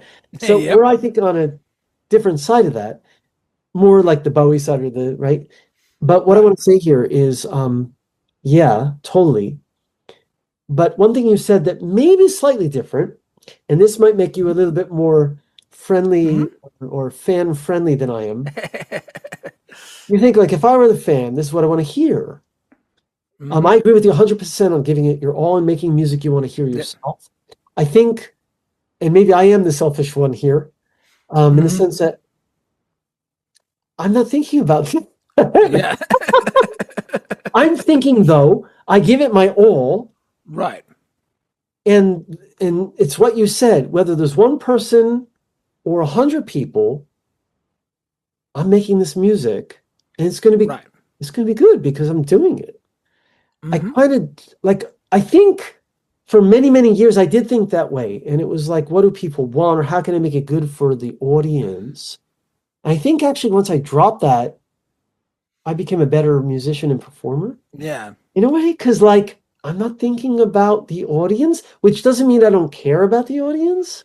Mm-hmm. But like I'm just in the moment with the music kind of thing. Yeah. And I think, like as performers, right? Like I know you've had these moments. I think you've written about this on Facebook. We talked about it somewhere.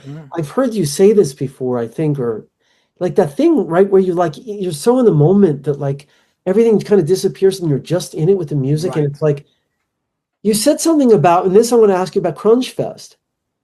Because that's really abstract, right? And you're sitting there or drone music or noise music or ambient music. And that's the thing about this genre, that we both do those things, right? And I do these long improvs in the studio too, where nobody's there. It's just me. The camera's going because I always film everything. But like just in the moment with the sound, I won't say the music or the noise, just the sound and the energy. Sound is energy. And when you zone out of it and you're just in that moment, you can just like, this is getting almost like metaphysical or spiritual, right? But like you're on with that, and then you're moving with that. So I'll let you talk, because I want to hear from your perspective, like that thing about, it's not about, of course, like, right, giving the fans, and you're right. And like I say, it's like a perspective. I think we're totally on the same page, but like just way of thinking about, but like that thing of just, all that exists is you and the music kind of thing. Right, yeah. Like, so maybe you want to say something about that, or like about Crunch Fest, because I saw your comment about that you were in the zone kind of thing with that. Yeah, that was So Crunch Fest, a friend of mine organizes on Twitch as a big 3-day noise-based cool raid train, and a lot of it's more rhythmic noise. So it's a lot of like essentially harsher industrial. So it's dance music, but with more abrasive noise textures instead of just synths, and so that's what a lot of people do. But it's not exclusive to that.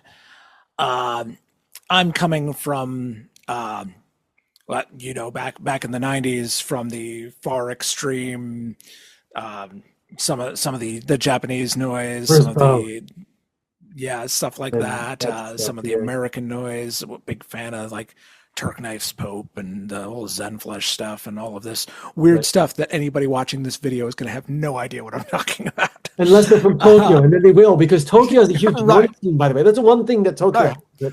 If you want noise, Tokyo's a great place. There's a lot of noise scene here. Yeah. Harsh noise. Yeah.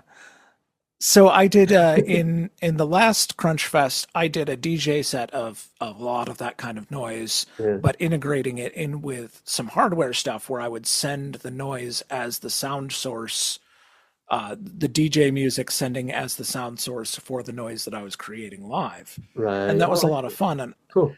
But this time around, I wanted to do like straight up strict zero input noise, like the mixer plugged into the mixer and effects chains on top of that, and just explore the sounds that I can make with that. And it's fun, isn't it? Like you said, being in the zone, like seeing where the tolerances are, seeing where this static is going to break into feedback, and what pitch is that feedback going to be on, and can I control that? And if I can control that, what can I do with it? And the piece just evolving from there. Right.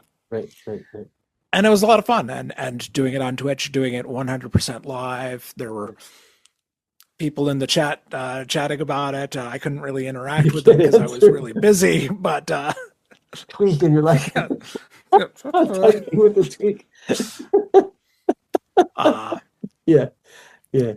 So that was very good, and that was one of the reasons why I wanted to record it. So I put it up on YouTube. I watched some of it. It's cool.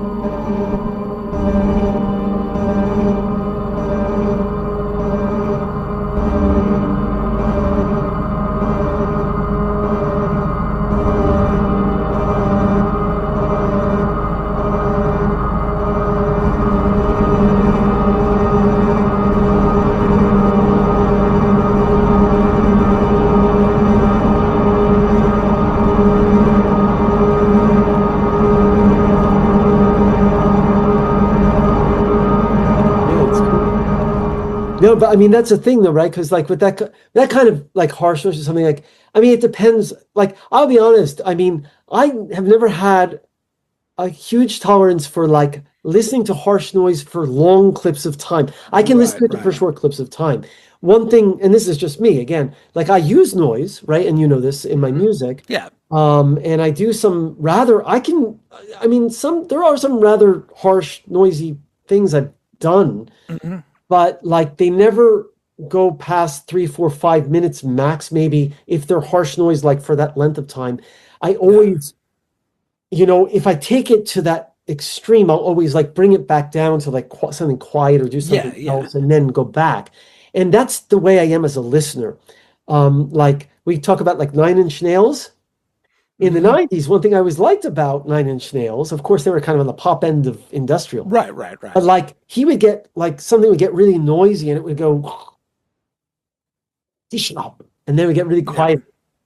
And I always loved it. So, right. So that's why when I say I didn't listen to the whole Crunch Fest, it's not because it's not cool. It's cool. But I kind of like it was like I have a certain tolerance level like with any artist who does that. And that's why I could never listen to for long clips. You mentioned AUBE, and I think I introduced you to the album. You did, yeah. Right? And like what you did, as you mentioned in your tribute, and this goes back, again, we're going back and forth and loops in our talk. You mentioned your tribute to Alb was like, what you liked about him is he did, like he'd take a sound and then it would write the sound of something, and then he would kind of sound shape. It wasn't harsh noise usually. It was something. It could, and sometimes it was. Right. Sometimes he got really harsh. Noisy, but it wasn't always just that. Right. Yeah. And what I liked about his work is he wasn't afraid to get into that harsh, painful territory. No, he did that too. But yeah, his whole I'm going to take a single sound source and see what I can do with that. Yes. And he always considered himself, he was a structural engineer. Right, it makes sense. Right? He's like a scientist. He never considered himself a musician. Right. But as such, his work is much more structured than, I'll admit, I'm not the biggest Merzbow fan in the world because, I mean, a lot of the time it just sounds like he's just screwing around. Whereas Akifumi Nakajima was telling a story. He was building a piece. He was creating a structure. There you go. And that's the approach I have always taken with that kind of music. There you go. So we're so similar in that way. So with the tribute that that's another similarity. So with it's a narrative, it's a structure, it's a flow in that. Even if it's harsh, you may have more of a tolerance for lengthy periods of harsh noise than I do. But essentially, we have the same way of thinking about that. It's like it's telling a story. It's a narrative. So I'll let you continue, but like I smile again and nod. Yeah, you know, right. So so for the tribute that I did, the sole sound source that I used was the physical objects of all the albums that I have. I'm sure you remember the one in the metal case. So I pinged the metal case. I took an Ebo and put it on the metal case to get this high pitched whine, and I used all of those sounds. I should do something with this. It's like exactly that sort of thing. Like it's not a glass. Using So using the physical objects as the sole sound source to build a piece, not exactly like he did, but with the intention that he did. So that was the tribute that I did. It's beautiful. I read that on your Bandcamp page, right, for that tribute, and I was like, oh, Josh, that's that way of thinking. It's like perfect. Yeah, man. Or like, again, this goes back to tributes again, but like so John Balance and the Rabbit Hole and getting into the, without getting back into Inlé, because then we go back and then we're really spiraling back. Like Balance getting obsessed with the, right? And so you had a song about that and that kind of thing, right? So, it's so cool. That's so cool. So what else, like so many things want to cover, and did I cut you off? Because I sometimes I go down very holes in my brain. So I guess I'm talking. I think we're good. Yeah, okay. Maybe you want to ask me something. I don't know. I've been asking you questions as a kind of interview. It doesn't have to be that way, but or there's or there's a topic you want to talk about that I haven't asked you about in our last session here. We'll do this again. I definitely want to. Yeah, we'll definitely have to do this again sometime. And next time we'll have to go more into, I know a lot of the stuff that you do. I know I've seen the videos you do, and you've talked about like going into the studio just as I'm just going to go into the studio, book some time, and see what happens. Yeah, I and do that a record it lot all. lately, last few years. Yeah. And I like that. I like that as the recreational activity, so to speak. Like, just go out and create. And well, one reason I can do that, and one reason you can do things like that, and is that we both play multiple instruments. I mean, you could do that with one thing too, right? I mean, sure, it of gives course. you more, like your palette is, you have more colors in your palette or paint chest or whatever metaphor. Actually, so maybe you just mentioned that. Maybe that'll lead me to a question that actually I did want to ask you, and actually I'm looking at right now. Is that a dulcimer behind you? That is a dulcimer, yeah. I want to ask you about the instruments you play. Oh, jeez. but see that, like, other than we know you play guitar, Josh. Play guitar, obviously focus bass. On guitar and bass. Yep. Like, let's focus on the slight, like the dulcimer, the more unusual. And you mentioned bagpipes. I don't play bagpipes, unfortunately. Okay. No, but you were in a band. Yeah. I do play hammered dulcimer. I'm not super great at it. I do play a mountain dulcimer, which is a little bit different. I play a little bit of harp, a little bit of mandolin, basically anything I can get my hands on. Obviously keyboards and synthesizers, right. Doing the noise stuff, treating electronic. I mean, the instruments on that last thing were a mixer and some guitar pedals. Right. So, but I was playing it like an instrument. Sure. So, I see your synth there too. I see you've got a keyboard there behind you. I see the dulcimer, and then of course you're mixing things. And we can pan the camera over. Yeah, let's show us some of the things you have in your studio there. We've got wow, you have lots of mixing stuff. Oh my god, lots of stuff over here. Holy wow! I wish I had room for all that stuff. That's awesome. No, it's awesome. Yeah, and we've got. I still have the noise setup that I had for Saturday. Yeah, and the Crunch Fest. Way off. Yeah, I should go back and watch the rest of that. Yeah, I've got too much crap in the way, but way in the back you can see all the guitar necks. I can see the guitar heads or neck partly. Oh, you got a lot of guitars. Wow. I've got a lot of guitars and a lot of basses, and again, just like what you're saying about palettes and colors, like each guitar serves a different purpose. Each one has a different niche. A Telecaster doesn't play like a Strat. You can do different things with them. So I've tried to build a guitar collection over the years that fits as many little tiny boxes. So whatever I want, I'll have something that can do that. How many guitars do you have? Do you know? Or like roughly? Like how many let's separate electric and acoustic. How many acoustics do you have and electrics? Roughly, like 10, 20, 15, So 100? I think I've got about 5 acoustic guitars. Okay. About 7 basses and probably 10 or 12 guitars, maybe electric guitars. Yeah. Okay, I didn't realize. Wow. You have quite somewhere around there. Yeah. It's a good collection. I've been buying guitars since I was like 18. So yeah. Okay. Cool. Yeah. Awesome. All right. Awesome. Yeah. So dulcimer, harp, synths, guitars, bass. You sing, and you do the electronic stuff, and you have the noise stuff. And cool.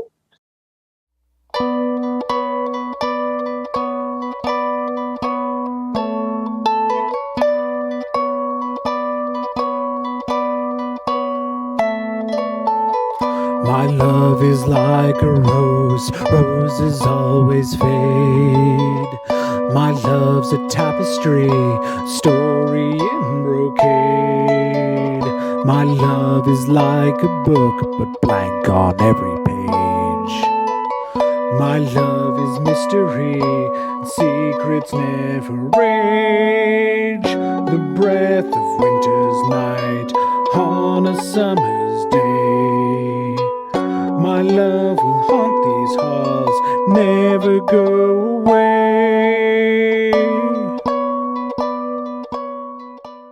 I mean, it gives you so many options as a solo artist. We have to have right? I mean, Yep. some people just play a guitar and sing, and that's cool too. But Yeah. it's nice to have those colors. And if you can do, this is the other thing I was going to say to you, which kind of connects to this, which is like your studio recordings that, like today I was listening on Bandcamp to some things I've listened before, and I'm listening more now. Today again before this interview is not an interview, it's a conversation. I might call it that, but is just the sound production quality and the the time and the that's that control freak people say that equals you're a perfectionist, and you apply that to your own work, Right. which is why you're hard to work with, which is why it's hard to work with them. Like me, I'm always the hard to work with because I'm but the quality of your production is quite good, and the sound and the panning and the stereo effects and just the overall sound quality and the dynamics, it's professional quality. I mean, you're doing so. What do you use DAW? This is like some people won't know what this means. Yeah. What kind of mixing equipment? Or I use Cakewalk right now. Okay. Yeah. But they're changing things and they're moving into a subscription model. I don't do subscription software. I want to buy it and have it. Adobe.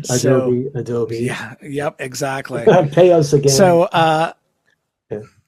So using Cakewalk for now, but I might need to switch and see if I can find something else that works with my workflow. The reason I like Cakewalk is the MIDI integration and the audio integration are both as good, which is not something you find in most DAWs. Okay. And I'm using a lot of, you saw the pan over some of the hardware synths, because I use a lot of hardware synthesizers instead of software synthesizers. So I need to be able to compose on my computer to play the line on the synth where I can reach over when I go to record it and live manipulate the knobs. So there's all this back and forth between data and audio, and Cakewalk does a really good job of handling both of those. Okay. How about live? Are you using Cakewalk? Like, see, I don't use it, so I'm not sure. What do you use live? Do you use another DAW? Is that what years I always say DAW. DAW. I've heard both. Okay. I've heard both. Good. So. I'm not quite wrong. I'm just not quite wrong. But I'll say DAW. So what do you use live? Live, I have an MPC, which is a sampler, but can play long audio files. So that will play my my backing tracks, which I'll take my recordings and I'll strip out the lead vocals and I'll find the guitar parts that I want to remove, but leave everything else in there. Okay. So I've got the backing tracks playing, and it also controls MIDI, so it can control my guitar effects processors. So I don't even have to stomp on the distortion for the solo, because that'll handle it for it. It's programmed to switch to the solo tone when it's time for the solo. Wow, you've got so that program. Wow. Yeah. Put a lot of work into getting to this, but it's cool. So that means I can do all the stuff that I've done in the studio. I'm playing a lead guitar part, but I've got 4 or 5 rhythm guitar parts going throughout the song. I'm singing my live lead vocals, but I still have my backing vocals, and sometimes if there's a studio effect that I have on the vocals, I'll just print down that effect track. So I'm still doing the live vocals, but the effects are based on the studio recording. It's complex, but it gives me, I like the way I sound live. It's and awesome. Being visibly singing and visibly playing guitar, the audience seems live to the audience, even if some of it's all pre-recorded. I see. Okay, right. And again, and this is the thing about being a solo artist and doing, unless you're a guy with like I did the other night with acoustic, you're singing and you're putting on a show like this, and you're also not, as you mentioned, using video backing which could also be a distraction in a plus or a minus way, right? Because people are just looking at the video. They're not like looking to see whether you're playing or not, maybe. Like what you're talking about now. But if it's just you standing on a stage and performing, right, you want to kind of have that feeling even. So you're putting all that kind of effort into the show, which you're a showsman, and that's, you know, and that's important. I feel that. Two, our approach may be different, but the same essence, feeling.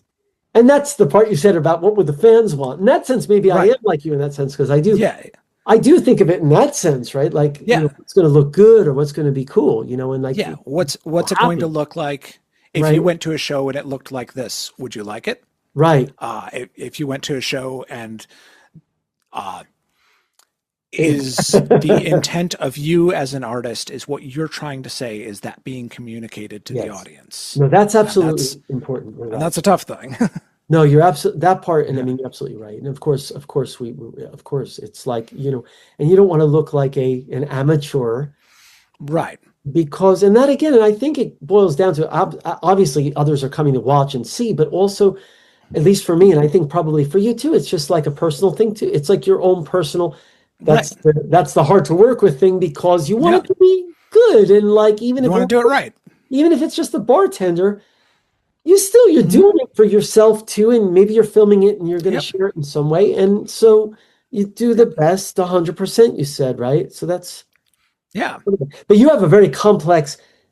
I mean, if I talk about the way I do things, if I'm using backing tracks, it's quite different. I mean, I put a lot of effort into it. I put lots of effort making those. Of course, it's a lot simpler. Like once I'm on stage, it's a much simpler thing with the way I'm running. I'm not running through as many layers and things, and I wow, I mean, man, you got some work there that you're putting a lot of effort behind that, huh?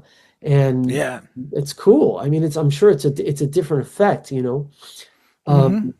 It's awesome. See, this is cool. I love talking about this stuff because I'm learning from you too, like how you do it. And it is different. I use a Mac and I use Logic. By the way, Logic Live is awful. And let me tell a quick story. When I was in Florida, I had a manager for a very short time. We did one tour together, quit. And he insisted I use his backing tracks, but also that I run them through Logic Live with the USB or the MIDI. The MIDI, I'm playing keyboard live, but running through Logic while the tracks were running through Logic Live. And I was like, won't that kind of crash it? Because it's not meant. Oh, it's fine. It's fine. And it would freeze. And I was like, I'm live. I'm like, it's freezing. I was like, I knew this was going to happen. And so I never, ever, ever. But Logic is like, without Logic, I can't do anything that I do. Right. Not only, you know, all my recordings, but I also create backing tracks in Logic. I mean, when I video and then I sync them with the video and run the video with the tracks, everything's done in Logic, but it's done in Logic, but I'm not running it live in Logic because it will just crash. And there's another version of Logic. It's supposed to be okay to use live, but you have to pay, and then it's additional. And I don't think it's that good. But I'm on a Mac, and so you're talking Cakewalk, and you're on a PC. Yeah. So it's different. But so it's interesting, huh? Yeah. That's the best thing about music, is there are a million ways to get wherever you're going. And there are so many doors in the labyrinth to open. Yep, exactly. So why not open the doors and see what's there? Yeah, even if you just say you want to sit down and record just strumming an acoustic guitar and singing a song. Exactly. There's an infinite number of ways to do that. Exactly. And all of them are equally valid. It's just whichever one works best for you. Exactly. I love that. And now that we're coming down to the last few minutes, I have to put my red glasses back. Absolutely. You see how we circle back around? This is perfect. And Doors in the Labyrinth. And so what to end on? Maybe we could just end on that. But maybe last comment or last thing. Okay, let's see. I'll try to be a good interviewer here. What's the last? What are you listening to lately? What music? This will be like, because we've got 3.5 minutes left. 3.5 minutes. What is your recent fascination? Whether it could be an older, but what are you listening to these days? Yeah. So new stuff. Again, Tear Garden's got a new album coming out. Chameleons have a new album coming out. There's a band called Pain Magazine, which Louisa and Maelstrom are this French duo of electronic producers, and they teamed up with this French hardcore band called Birds in Row. Yeah. And they formed this band together called Pain Magazine. So Yeah. it's electronic and it's aggressive, but it's also It got sounds like it. That sounds pretty good. hardcore guitar, and it's amazing. So I'm really looking forward to that album coming out. Wow. Pain Magazine. There's a new Fetus album coming out, which is supposedly going to be the last Fetus album. Real excited about that. It's been way too long. I've lost track of Thirlwell's stuff. Yeah, he's been I know busy. Fetus. Wow. Okay. And older stuff. I've been listening to a lot of stuff like The Residents.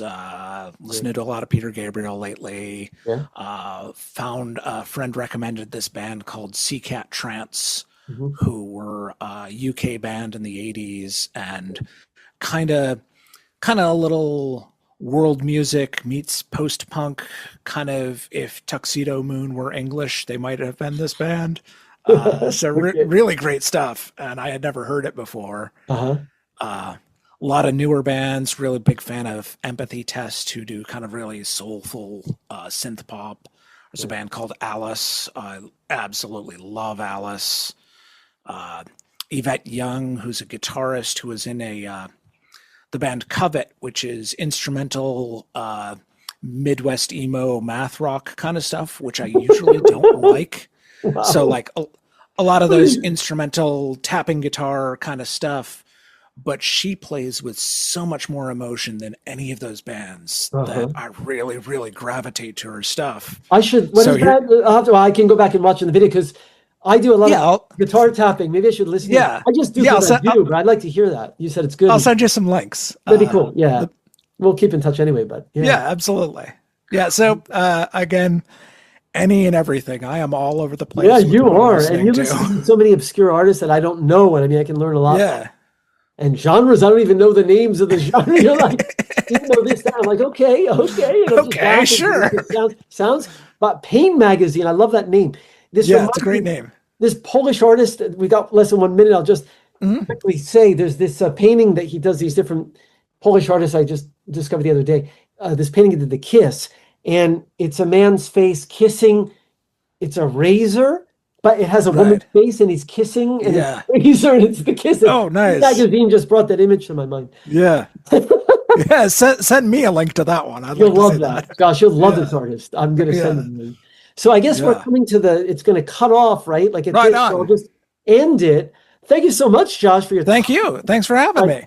A fun chat, and we can do this again. Yeah. And also, I mean, we don't even necessarily have to publish it every time. We can just chat on Zoom and talk about the old days in yeah, absolutely. In the labyrinth of Pittsburgh.